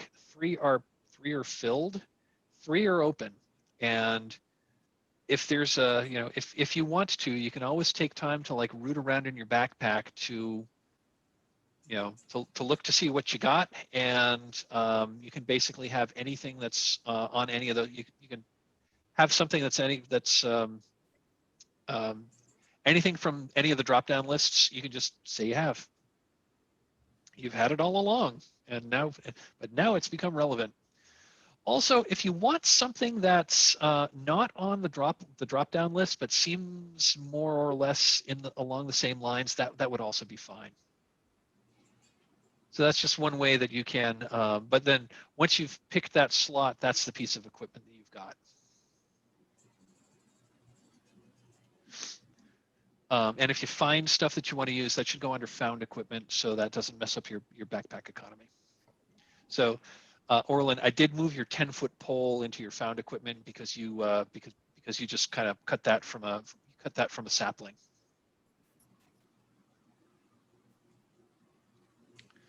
So sorry for interrupting, Akela. What is your plan for the shrine here? It's not a very good plan. I'm just fed up. So I'm just gonna head straight back to the, kind of beeline it, no pun intended, to the shrine, kick open the door, slam it closed behind me, and throw bolt at the wasp nest. Oh, okay. You're gonna use magic on it. Yeah. Okay. Let me pull your sheet up here. Mike, Yes. sorry to interrupt. I just wanted No to say, you said before that from the outside we could kind of see part of the wasp nest sticking up from above. Yes. Yes, you can. If he's going in and slamming the door closed and sealing himself on the inside, I'm going to stay on the outside with one of those torches and ready to, swing at any wasp or attack the thing from the outside if need be. Okay, absolutely. So Orland, I have my torch with me as well. Like I, took torch back and I've got it with me. Just but okay, got it. Talking. Got it. Okay, so you're going to use Bolt. Throw a crackling arc of heat and energy. Fantastic. Okay. So you're gonna throw some magic. Since you're using magic, you must take a dark die. All right. Oh, right. I forgot. Magic is sketchy. Magic Okay. is, yeah. Magic does not. Sketchy Yes. as hell. Magic does. Yeah. You're okay. I mean, if you want to back down from this, yeah. Magic doesn't always work, and even when it does work, it often backfires. Okay, that's cool. So you must take a dark die for casting a ritual because magic is dangerous. Right. So do you have a relevant skill or piece of equipment that will help you with casting this ritual? I have focus, which might allow me to focus on completing my ritual. I think the given ritual that you're doing here, which is you're like you're shooting a bolt of energy. Yeah, I'm going to say focus applies here. So you can take a light die. Are you willing? Are you willing to consider a devil's bargain? Well, fuck it. I'm using fucking magic to kill bees. Why not? Part of the game. Roll hard. It seems logical, but the one I'm going to pose is whatever happens, casting the spell is going to cause the roof of the shrine to catch fire. Well, let me confer with my associates here. And you're free to. What do you think? And the thing with devil's bargains, remember, you can reject it. You can give a counter offer. Right. You can give a counter offer, or one of the other players is one, or the other players, or you can certainly offer devil's bargains of your own. Compatriots, what do you feel like? What do you guys think? Estefan, Orlin, what are your thoughts on this? Should I go for it? I have no objection to the roof catching on fire. Okay. Yeah, I say worst case scenario, if the roof does catch on fire, a guy with a really big axe can come along and chop off a section of the roof and drop that to the ground and we can stomp it out. True. All right. Okay, then I'll take that devil's bargain. Let's do this. So Okay, what am I you're doing? rolling. Okay, so this will be two light. You're rolling 2 light, 1 dark. All right.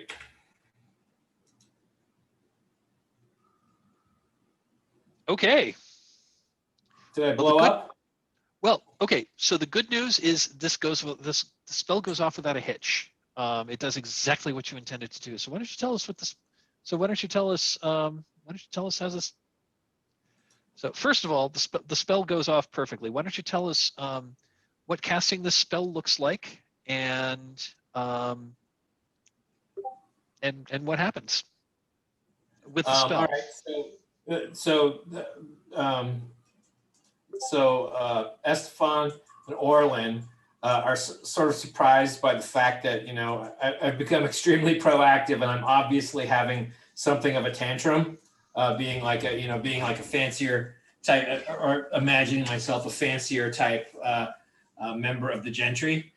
So I stomp in there with my torch in hand. I slam the door behind me, and then I start muttering words under my breath.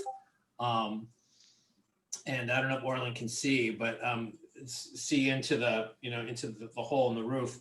But I'm doing like hand like mudras, like hand, like Doctor Strange does the metal sign, that kind of stuff. and muttering, yeah, exactly. And then I reach my hand into the torch and I kind of cast my arm outwards, and like a lightning bolt, kind of flamey kind of thing, kind of is the arc, and it cuts across the length and breadth of the shrine. And as like the lightning sort of bolt goes, it kind of cuts the walls. It's not like super deep or anything like that, but it's definitely like burnt. And then it hits the wasp's nest, which just kind of goes up in a puff of smoke. And no wasps remain. We caught him sleeping. Cool. This bolt of magical energy blasts the you just blast that wasp's nest. In fact, one thing I'm thinking is the magical energy like hits it and the whole thing just kind of like briefly outlines before it just kind of explodes in a.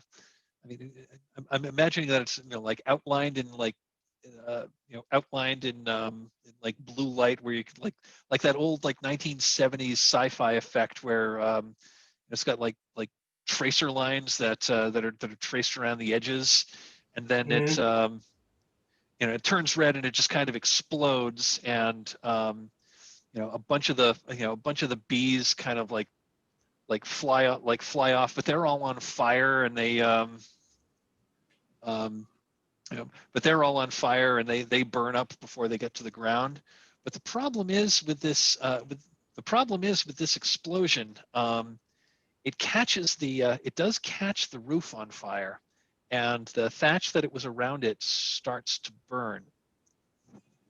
And it's actually going up pretty fast. Now, your the high die on your roll was a 6. Was a 6 dark. And that is going to increase your ruin. And that brings your ruin to 6. Oh, so I'm dead.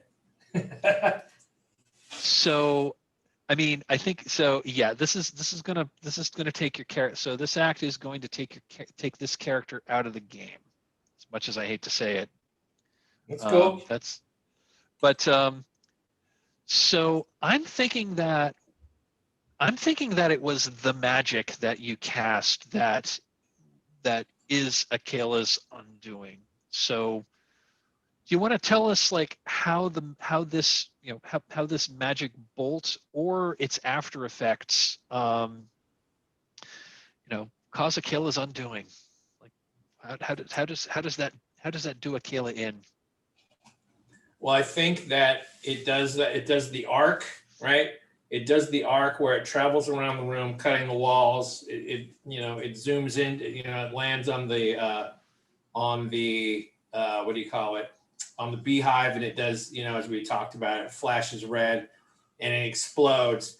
But the arc continues. It kind of bounces off the walls and continues back towards me, riding along the walls, and then it hits like the corner to my rear right side, and then it just comes in and it hits me. The full force of the bolt hits me, and then I turn red and explode.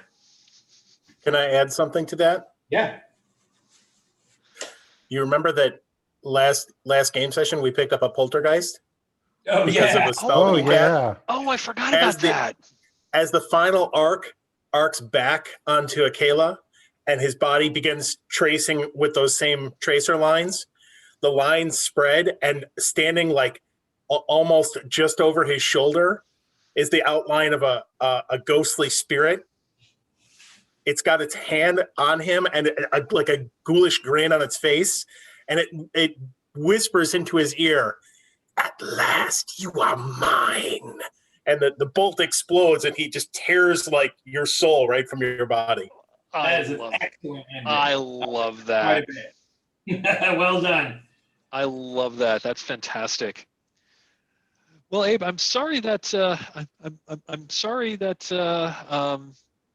that Akela has met an untimely end. But you know what? I think in all of the time I've played in the Gauntlet, I've never had a player character die. So this is like, this is a good thing. I appreciate the fact that real laws apply, real laws of the land apply. So I take it you've probably never played Trophy Dark because you always die when you go into one of those games. No. I mean, no, it's mostly like PBTA, and everybody's pretty much like fan of the party, fan of the players. So they're like, well, okay, you may have got shot in the head, but you walked it off, that kind of thing. I mean, being a fan of the character can often mean like having a really good death, and I thought this was a pretty good death. So we can. So Abe, obviously you're still a player in this game, so we're gonna come up with a way for you to bring another character in. Okay, cool. Well, so I mean, we'll bring another character in somehow. We'll figure out a way on how that'll happen. Well, I can just Google the Trophy Gold character generator, right? Yeah, that's how I found it. Just Google it. And I actually haven't. I kind of have an idea, but of how to bring another character in. But I guess let's just keep going. So the roof of the roof of the shrine is on fire. You heard the sound of so Estefan and Orlin outside. You see this bolt of energy like blast through the roof, destroying that hornet's nest. That was like way more powerful magic than you thought that Akela was even capable of casting. I told him not to do that. The reverber. You Duly hear noted. like you heard the sound of like energies like ricocheting around inside. Excuse me, inside like ricocheting around inside the shrine. And the roof of and what's left of the roof is now it's now burning. Like bright yellow, like bright orange flames have broken out in several places, and yeah, it looks like a pretty big fire is about to start. What do you do?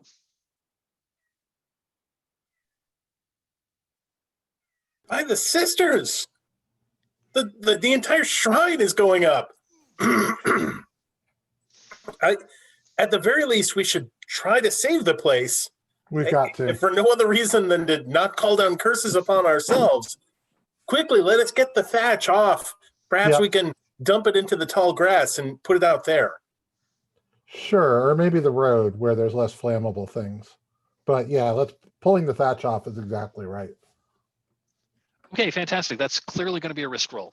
Who's going to do who wants to do the honors of the roll? I'm happy to make that roll unless Orlin deeply wants to. I have speed as a skill, which I'm going to claim is relevant. Yeah, I don't think I can murder a fire or misdirect it. So I would agree that you're probably perhaps more equipped. Speed makes sense. I'll give you a light die for that. Are you willing to accept a devil's bargain? And if so, does anyone have any? Chances are high that I am. Excuse me a sec, cat. No, don't chew the wires. Go away. Giving me another cat is not a devil's bargain. I'd enjoy that. Yeah, mine has very recently started taking a penchant to like eating the wires that are coming off the back of my desk right now, which is not a good thing. Sorry about that. So devil's bargain on, let's see.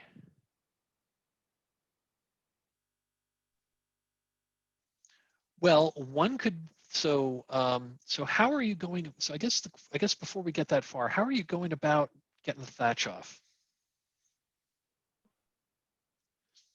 Or excuse me, how are you going about getting the flaming thatch off?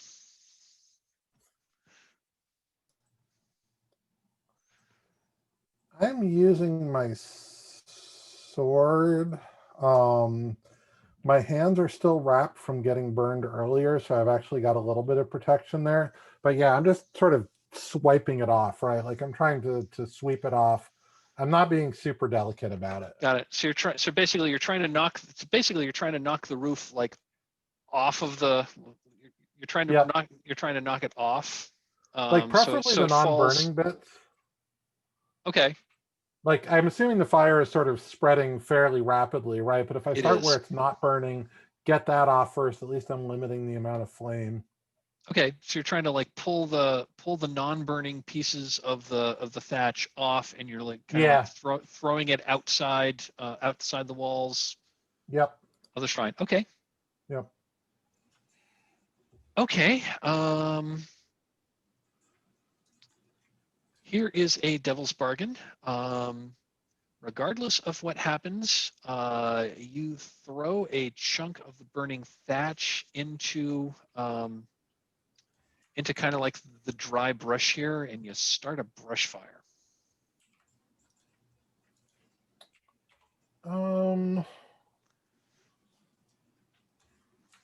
I don't think I will take that devil's bargain because that's too far away from what I want to accomplish. Okay. How about this instead? The stranger warned us that by night, unnatural things stalk the land around the village. Now, the village is still a ways off, but a huge pylon of flame suddenly shooting up in the darkness could definitely attract the attention of something vicious. I dig So that. perhaps, It attracts a monster. regardless of whether we can get the fire put out or not, we've now inadvertently drawn the attention of something horrible. Okay. I like that. Okay. In that case, in this risk roll, you've got 2 light dice. So before you roll, I did forget to ask one question. What are you afraid may happen if this doesn't go so well? You're muted. I'm afraid of getting burned. I've been burnt once this incursion already. Okay. So, Estefan's super nervous about it. Okay. I rolled without saying. Do you want me to re-roll or keep No, keep the dice? No, that's you rolled a pair of 3s. I did. Okay. I'm happy to keep them. Well, so a pair of 3. So 3 high means things didn't go so well. Nope. You have the option of adding a dark die and re-rolling. I think I am willing to do that. Things are like we're down one person. Akala is I'm hearing horrible noises from in there. Yeah, you heard. So Yeah, yes. You're definitely hearing. You're definitely hearing horrible vocalizations from inside the shrine. Yep. I am willing to risk my body in order to succeed Okay. at this. So let's So re-roll. roll 2 light, 1 dark. Let's see what we get. Much better. Get a 6, and okay, and you get a 6. This goes swimmingly. This goes exactly according to plan. What does that look like? Yeah, so I identify the bits of the thatch that are, less on fire. I sweep them off, so I sort of get the situation barely under control. I'm imagining maybe Orlin is like batting at the remaining flames with the flat of his axe. And between the two of us, like there's a huge, the flames are rising up into the air. That damn droning of crickets or whatever the hell they are, like, will not go away. But the shrine is saved. The statue is saved, which is very important to me right now. And we've at least got some shelter for the night. Okay. Fantastic. Yeah, that's a great little scene. I liked it. Not to be a party pooper, but I had that magic golden thread that was taking us to the city that I'm assuming disappeared when I died. Yeah. Once you got over the crest, you could tell where it was. You don't really need the magic. The thread showed you which road to take, and then once you found the road, you were able to follow it. Cool. Okay. So as you're dusting yourselves off, and I guess I'm just going to frame this. So as you're dusting yourself off, you've so it's sometime later. You've beaten the flames out. You've pulled the bits of burning of burnt thatch out of the interior of the shrine. Most of the roof is now gone, so it's not going to give you much shelter at all from rain. Still going to give you some shelter from wind. And unless they're flying, it'll probably, I mean, unless whatever you're, well, let me back that up. It's definitely going to keep, I mean, if you prop the door up and wedge it back in place, it's definitely going to keep those wolves and the bear out. Although it's not going to keep those ravens out. So I'm going to say that it's sometime later. You've cleaned out the burning thatch. You're inside the shrine. You've propped the door back up. What are you doing with Akila's body? Oh man. Well, I mean, I'm looting it first. I have 5 torches. Let's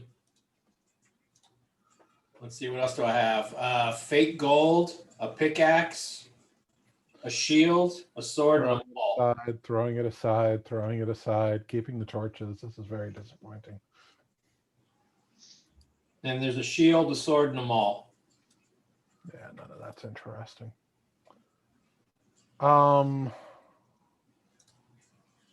Man.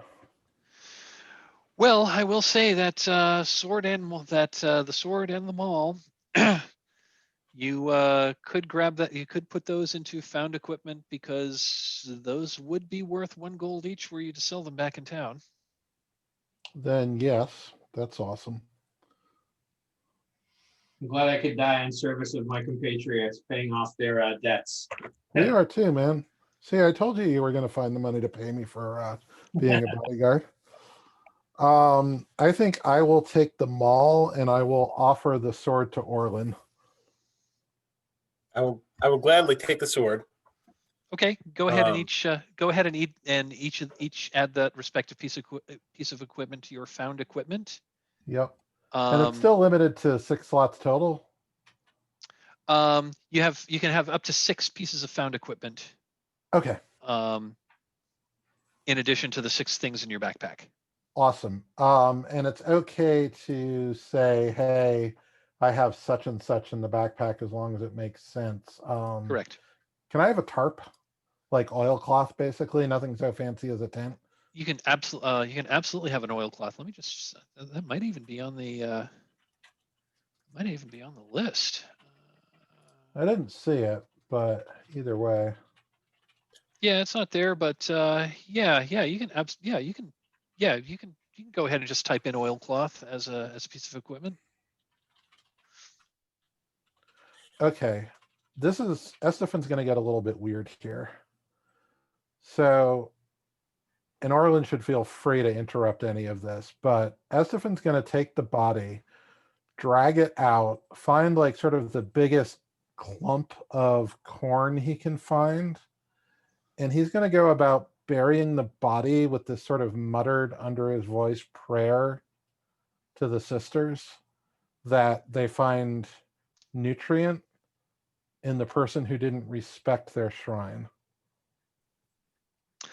Are you going to do that? Are you going to do that tonight, or are you going to wait to do that in the morning? Because by now it's. Yeah. I was going to say by now it's a couple of. I'm going to say that at this point it's like at least 2 hours past. It's like I'm going to say it's like 3 hours past sunset. Yeah, we can leave his body outside for now. Leave it for the wolves. I'm going to actually bounce, but I'll be back unless you're going to work me in the next whatever half hour. I have another. Oh, okay. You're gonna sign out for the night. Well, I mean, if you're going to work me in, I'll hang out. You know what I mean? But if not, I mean, I'm happy to work. I mean, I am happy to work in a new character once we. I am happy to work in a new character. In fact, I was probably going to do so fairly. I was going to probably do so fairly soon. Oh, okay, cool. Then never mind. But if you have something else to do, I mean, we got open door going. So if you want to bounce for the night and come back next week, we could certainly do it then. It's really up to you. No, I can do it tonight. I'm totally cool with that. I just assumed that it was going to take till next session, but I'll hang. I'll totally hang. I have a new guy already rolled up, so. Okay, awesome.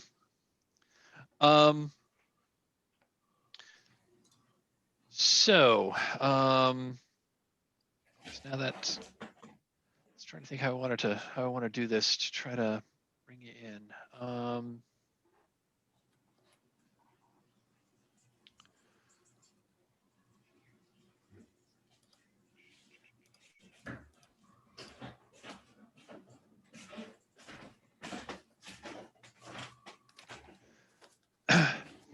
So a couple of things about game mechanics before we go on with the like within the story. Remember that as a group, you can spend 3 hunt tokens to like basically solve the set and to just reach the set goal, and we'll just narrate it rather than you having to discover it. And between Estefan and Orlin, you do have 4 hunt tokens, so you could just solve the set, or we can poke around and try to. And again, you're trying to find the secret history of Hester's Mill. Yeah, what my sort of light plan was to spend some more time in the morning searching the shrine, and probably flip over at that point. I'm sitting on like what, 3 burden, which is mildly terrifying. So I'm trying to save up for gold, but we did get one off of Akala's dead body. That is true. But yeah, I was figuring like one more search, see if there's anything at the shrine. Otherwise, yes. Okay. So I'm just going to say that I was originally going to have a fight, but then I don't want to throw a fight with only two players, especially that's going to take time, and I don't want. So I'm going to bank what you were going to encounter for a little later. The night passes uneventfully. Morning breaks. It gets sudden. It gets brighter as the sun rises. You don't have a roof in here, so. So you can clearly see the daybreak. And as you wake, the stone statue of Saint Hester that's in the center of this shrine almost looks. I mean, you almost get a sense of disappointment in her gaze. What do you do? Oh man, it's because I didn't make the sacrifice last night.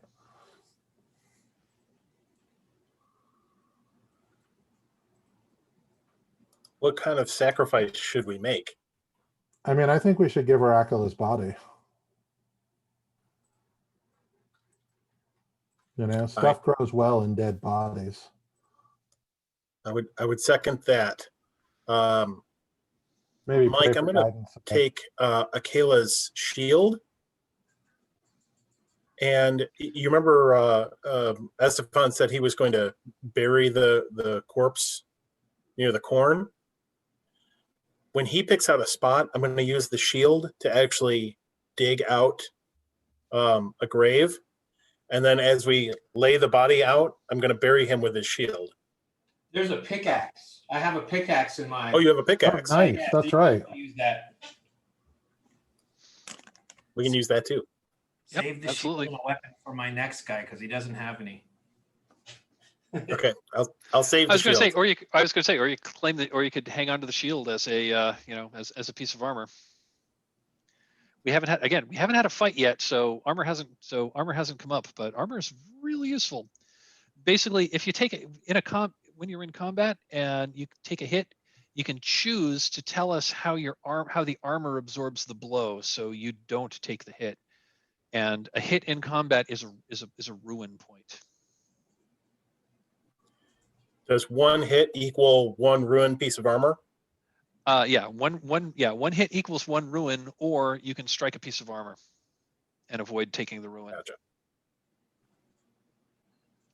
And again, we haven't gotten to combat, and it's a really cool mechanic, and I was hoping to get one tonight, but we'll see. Okay, so you're poking around the so in the morning you're burying so you are burying Akela in a nearby cornfield. Is that my understanding? Yeah. Yes. Okay, I don't think we need a roll for this. Why don't you tell us why don't you give us a little narration on what the burial and what are the funeral rites of Saint Hester? I mean, Estefan's got no idea. This isn't his thing. He's like making stuff up. It's like a little bit fevered. He's praying for mercy. He's praying for guidance. A little bit of praying for forgiveness in there. If you're listening carefully, like maybe it's forgiveness for stuff that happened a long time ago. But really the theme is sacrifice here. Like, look what we're giving you. We're giving you one of our own. Don't take us, please.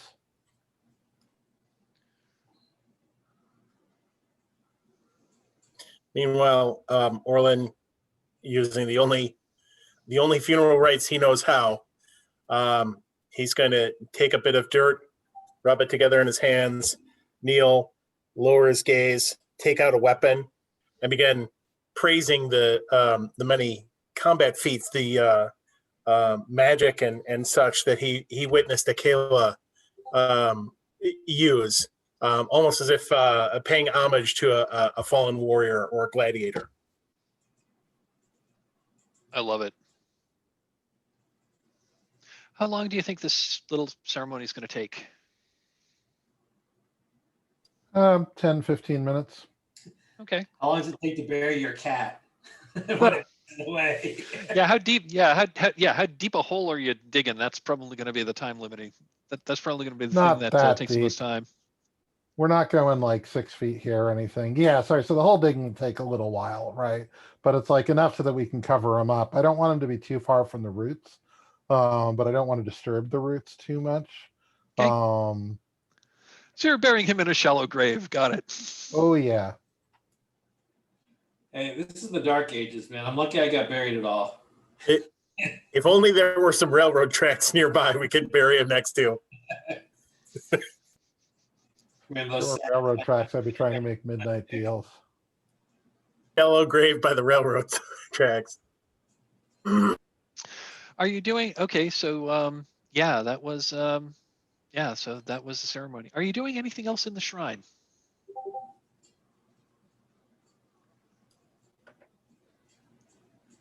I'm going to tap away at the prayer plinths, looking for hollow spots with my 10-foot pole. Yeah, Okay. I want to do like a deeper search. I'll help Okay. out. Mark, you're welcome to make the roll. I was going to say, so Orlin, you can both search. This could be two separate hunt rolls. So Orlin is checking the plinths. What is Estefan specifically looking at? I mean, there's the statue itself clearly, but yeah, this is like a single room hut, right? yeah, this is like, yeah, Like, it's just one. It's just one room. Thing. Yeah, it's just one room. All right. So I'm tapping like at the at whatever this thing uses for like it's not supporting pillar. It's made of stone, you said? Yeah, it's got a stone foundation. Okay. I'm going all the way It's around got a stone foundation, yeah. and the building is wood. Yeah, so I'm going around the inside it, right? But I'm going around the perimeter looking for loose stones, looking for like, hey, did somebody have a loose stone where they hid things? Are there, hollow areas in any of the support beams, that kind of thing? Okay, Estefan, we'll start with you, I guess. So you take so this is clearly a hunt roll. You take one light die for looking. Do you have a relevant skill piece of equipment that you're exploiting for this, that you're using to look for this?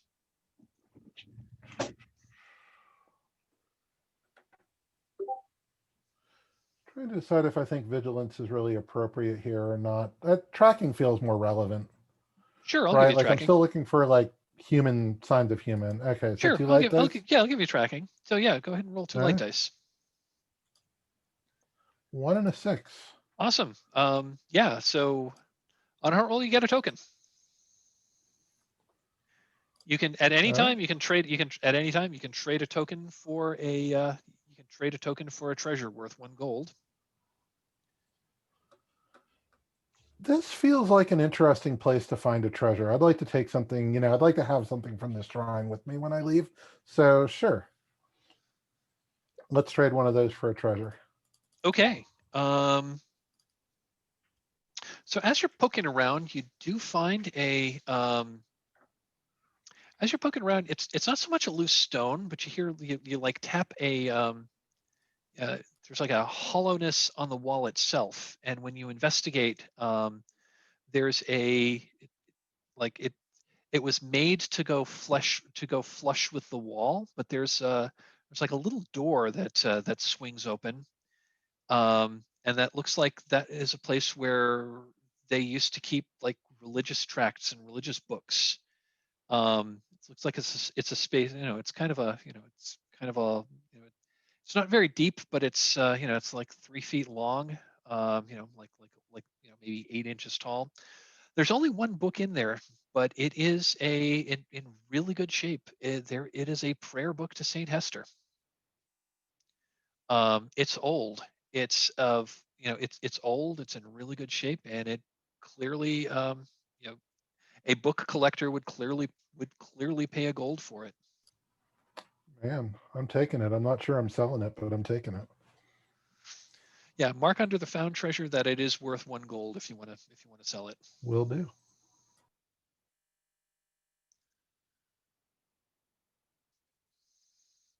And Orlin, you said you're poking around the prayer plinths.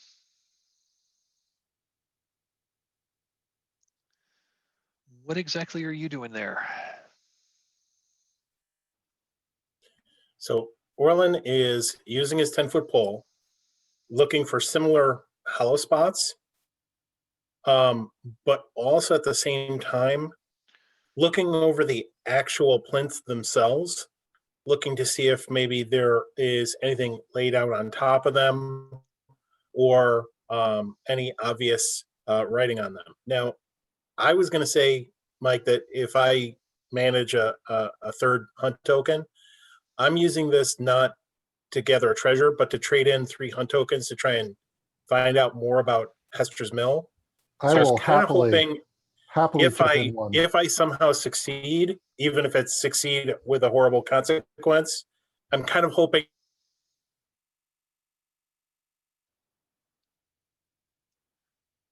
Mark cut out. I'm hoping he comes back.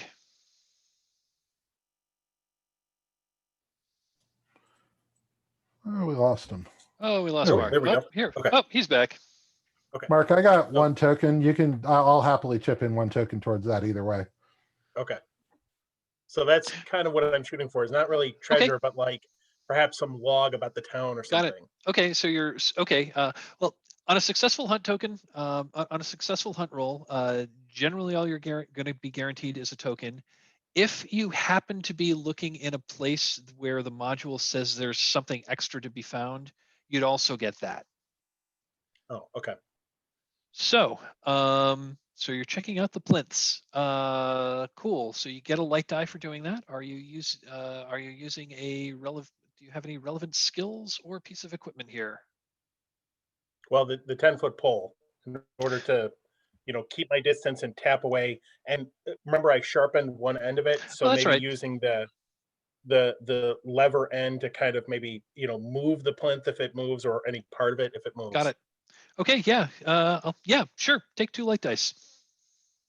Okay. Yeah. Let's do a hunt roll. Shoot. 2 and a 3. Okay. You encounter something terrible. Puma.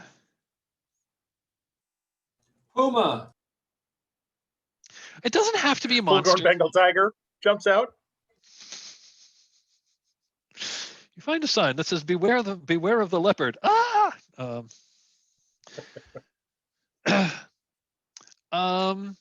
Okay, so you're poking around and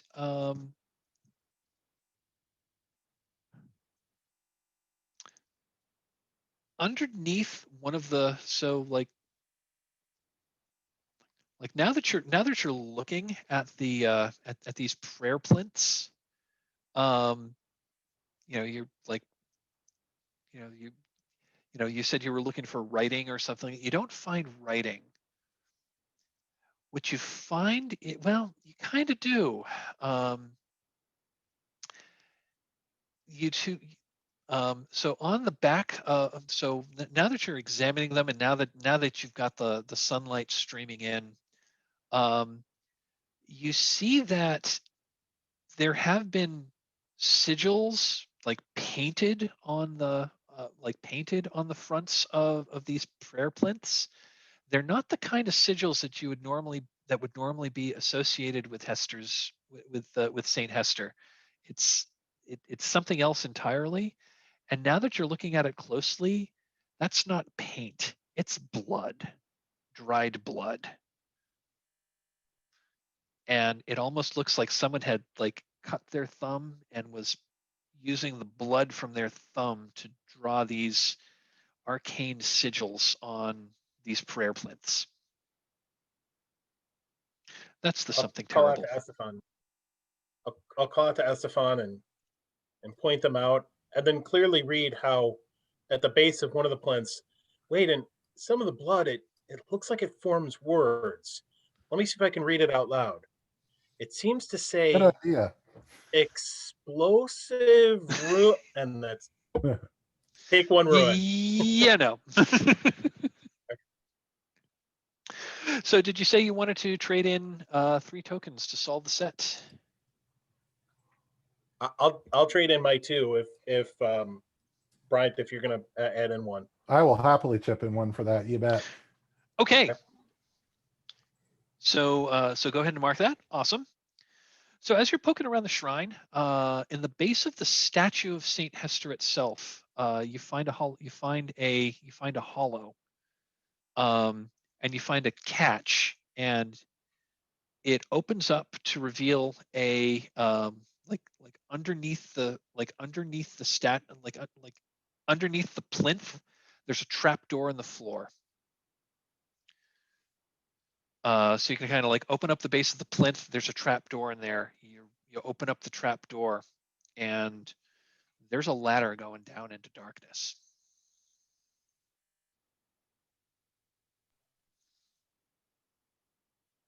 Estefan, there's more to Hester's Mill than meets the eye. All There's right, we're something going perhaps down. beneath the town. I light up one of those torches. It's like Akala wanted us to go down here. You head down.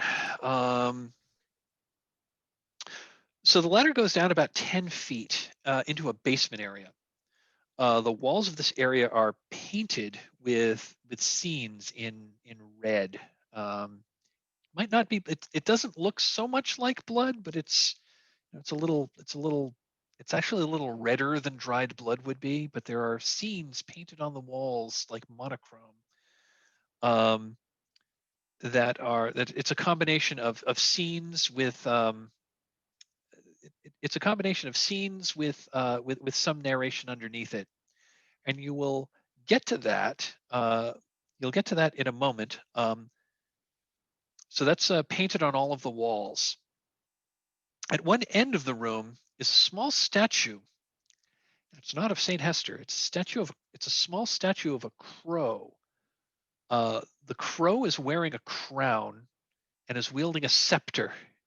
I'm sorry, and is clutching a scepter in one of its claws. All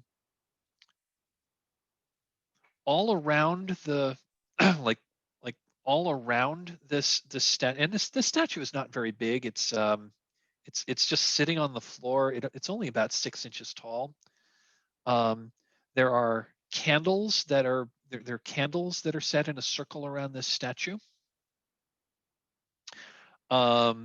And also there are arcane sigils that have been drawn onto the floor in charcoal around this statue. On the other end of the room, there is a body. Like there's a, and Abe, would you describe your new character?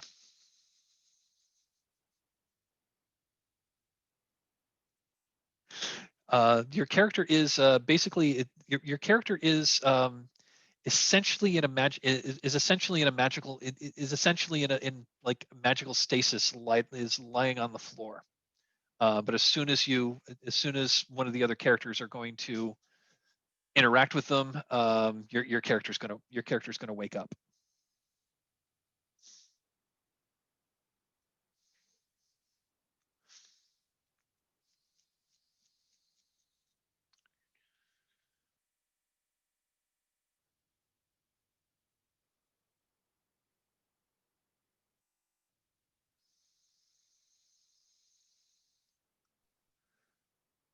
It looks like maybe Abe might be away. Might have stepped away, so we'll get back to that. So yes, there is a person that seems to be unconscious on one end of the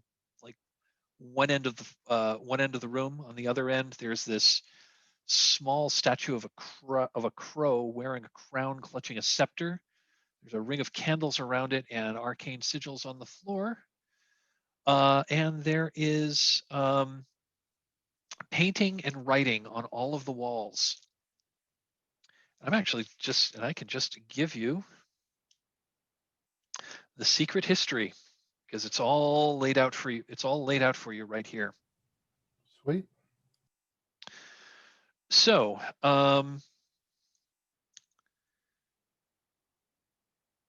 first of all, you can figure out where this story starts and where it. So it starts out by Lord Galdrin marched an army in here and essentially unilaterally asserted control over the whole area of Torrens Bend and Hester's Mill in particular. He chased off some bandits. So at first the people welcomed him, but he quickly consolidated his power. He eliminated people that challenged him. He was a brutal tyrant. He wasn't just a heretic. And he had no love for the people of his newly conquered land. He forced the people into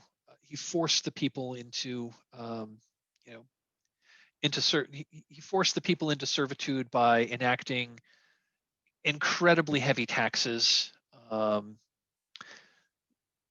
And if anyone left, he enacted a rule that if anyone were to leave, their families were okay. Abe just said he's going to be. Abe just texted that he's going to jet. Okay. Thanks all. Good night. I'll see you next week. Okay. Hey, no problem. Hey, Yeah, man. we'll start off next week with introducing your new character. Cool. Sounds good. Thank you. Okay. Good night. Night. We're pretty close to 8:30 anyway. So. Yeah, we're getting close to the end.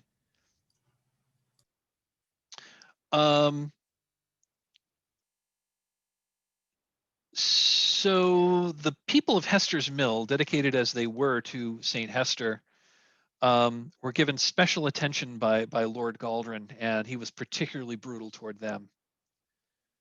The people of Hester's Mill were peasant farmers. They had no way to fight against a warlord like Galdrin. They were so desperate to be free of Galdrin's yoke that they sought the help of a famous diabolist, who is known as Madame Mandrake. And Mandrake used her talents to call a demon. So following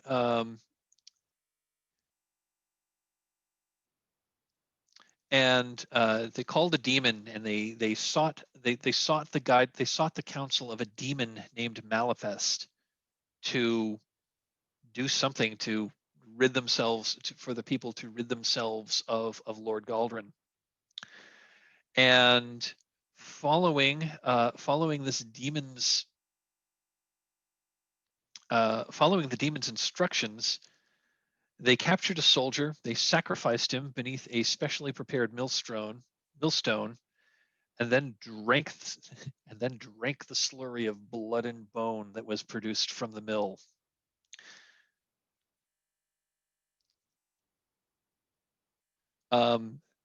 This caused everyone who drank of this foul substance to suddenly become, like men and women alike, to suddenly become immediately pregnant, and they gave birth to these like half demon monstrosities. But they assembled that were crow-like but weren't crows. They were a bit hard to describe, other than that they were utterly terrifying. But now they had an army, and using this and using an army of these monstrosities, they were able to send it against Lord Galdrin, and these monstrosities destroyed destroyed Galdrin's army, and apparently killed Galdrin himself. Orlin, wasn't that traveler we found communicating with crows somehow? Indeed. We should have killed him. Ill portent, of course. Well, knew where Kayla were here, he would be able to read the omens of this and know if perhaps that traveler was in fact on the side of Madame Mandrake. The story goes on. So, and then after that, the people of Hester's Mill became so enamored of their demonic army that they continued to sacrifice in order to gain more and more power and gain a bigger and bigger army. Again, under the influence of Malifast. Madame Mandrake herself became horrified at what had happened, and she then retreated to a nearby farmhouse, which she used magics to secure from these monstrosities that were suffusing the land. She also created, part of this was she created a powerful magical guardian, a scarecrow, to protect the farmhouse. And then she left Torrens Bend, telling anyone that would listen that the land was cursed by the sisters and that they should stay far, far away.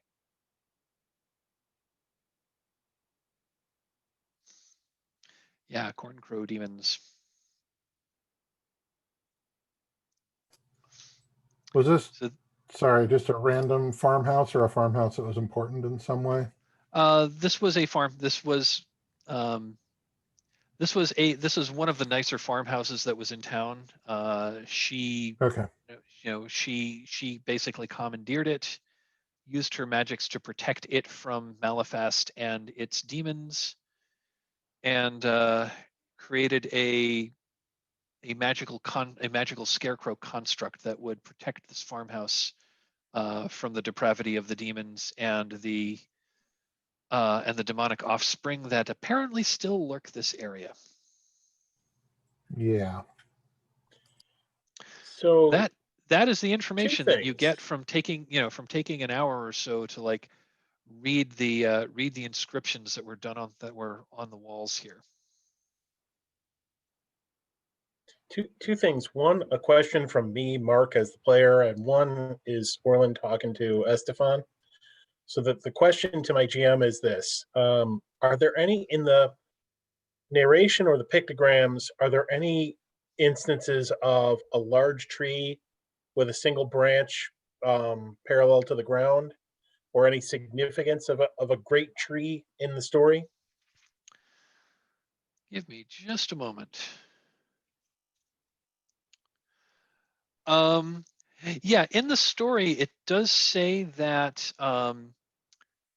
that was that Galdrin himself used a large oak tree that overlooked town, and that was where he did lots of public executions by hanging. Lots of bad juju centered around that tree. Right. But then in turning to Estefan, this is going to sound out there, but you know, you and I both have magical rituals. We can call forth, demonic powers of the earth. So perhaps this isn't that far out there. There's a protector in this area that protects a particular farmhouse. Aye. That was a scarecrow. That was created 100 years ago. Aye. What if it's not just a scarecrow anymore? I know you said that the traveler that we met communicates with the crows, and perhaps that marks him as something evil. I But see what you're he saying. didn't attack us. He didn't come after us. And in fact, he gave us a warning. What You're else, right. communicates well with crows? A scarecrow. Ironically, the scarecrows that I've seen as we pass through this land, the crows themselves settle upon their arms and use them as perches. So Yep. it might be perhaps energies of it itself somehow with that traveler. Perhaps that's why he's out of doors so often. I like that theory better, not just because it makes us safer. So we're That basic. I'm makes sorry. sense. We're basically at time here. If we want to finish this scene, I think we're going to. I think next week we're going to open right here. So Abe can introduce us to his character that was, that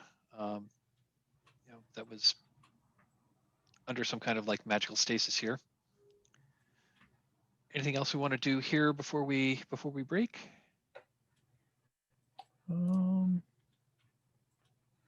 No, I'm good. This is awesome. Okay, awesome. Let's do a real quick debrief. I'm sorry Abe's not here because I wanted to say that his death scene was awesome. That was great. That was Gonzo. That was so cool. Play it That like was a such a stolen cool car. death What the scene. hell? Mm-hmm. And yeah, I just again, I'm really enjoying how both of you are just breathing so much life into these paper thin characters. That's one thing I love about Trophy Gold is you got so little to work with, so you just have to infuse so much into it that I'm just really enjoying this. Well, can I say that one thing I'm enjoying, Mike, is I love the fact that just a nest of snakes or a large paper wasp nest, it builds so much tension, and you do well in like narrating the tension of it. I mean, it really I'm used to playing tabletop RPGs where an entire horde of kobolds come out of the woodwork and you just swing and hack and they're gone. This game and the way that you run it is a single paper wasp nest consumes 15 minutes of our time and creates this elaborate plan to get rid of it. I mean, I think that's a merit of the game and your game running. Oh, thank you so much. I mean that the wasp nest is not in this. That just kind of like came to me like what would be what would be an appropriate something terrible here? Well, it's an abandoned building with a thatched roof. Big ass wasp nest. Yeah, that's something terrible. And you guys ran with it, and I love that. Oh no, that was great. Like, and I love the way it fit into this is someplace where nature is a horrible enemy. Yep. So it fit in very nicely. And for next time, I'm hoping we're going to actually engage the combat mechanics. And I'm nearly certain we will. I'm holding a monster that I would have thrown at you earlier, but Abe wasn't able to be there, and I didn't want to sideline him too long. So hopefully next week we will be able to wrap this game. Sweet. Thank you, gentlemen. I really enjoyed this. This is fun. Before I break, is it Yeah, okay if this I was a put? great session. Yeah, I really enjoyed this. This one is a lot of fun. Before we break, give me. Is it okay if I post this video publicly? Thumbs up. Yes. Awesome. Thanks.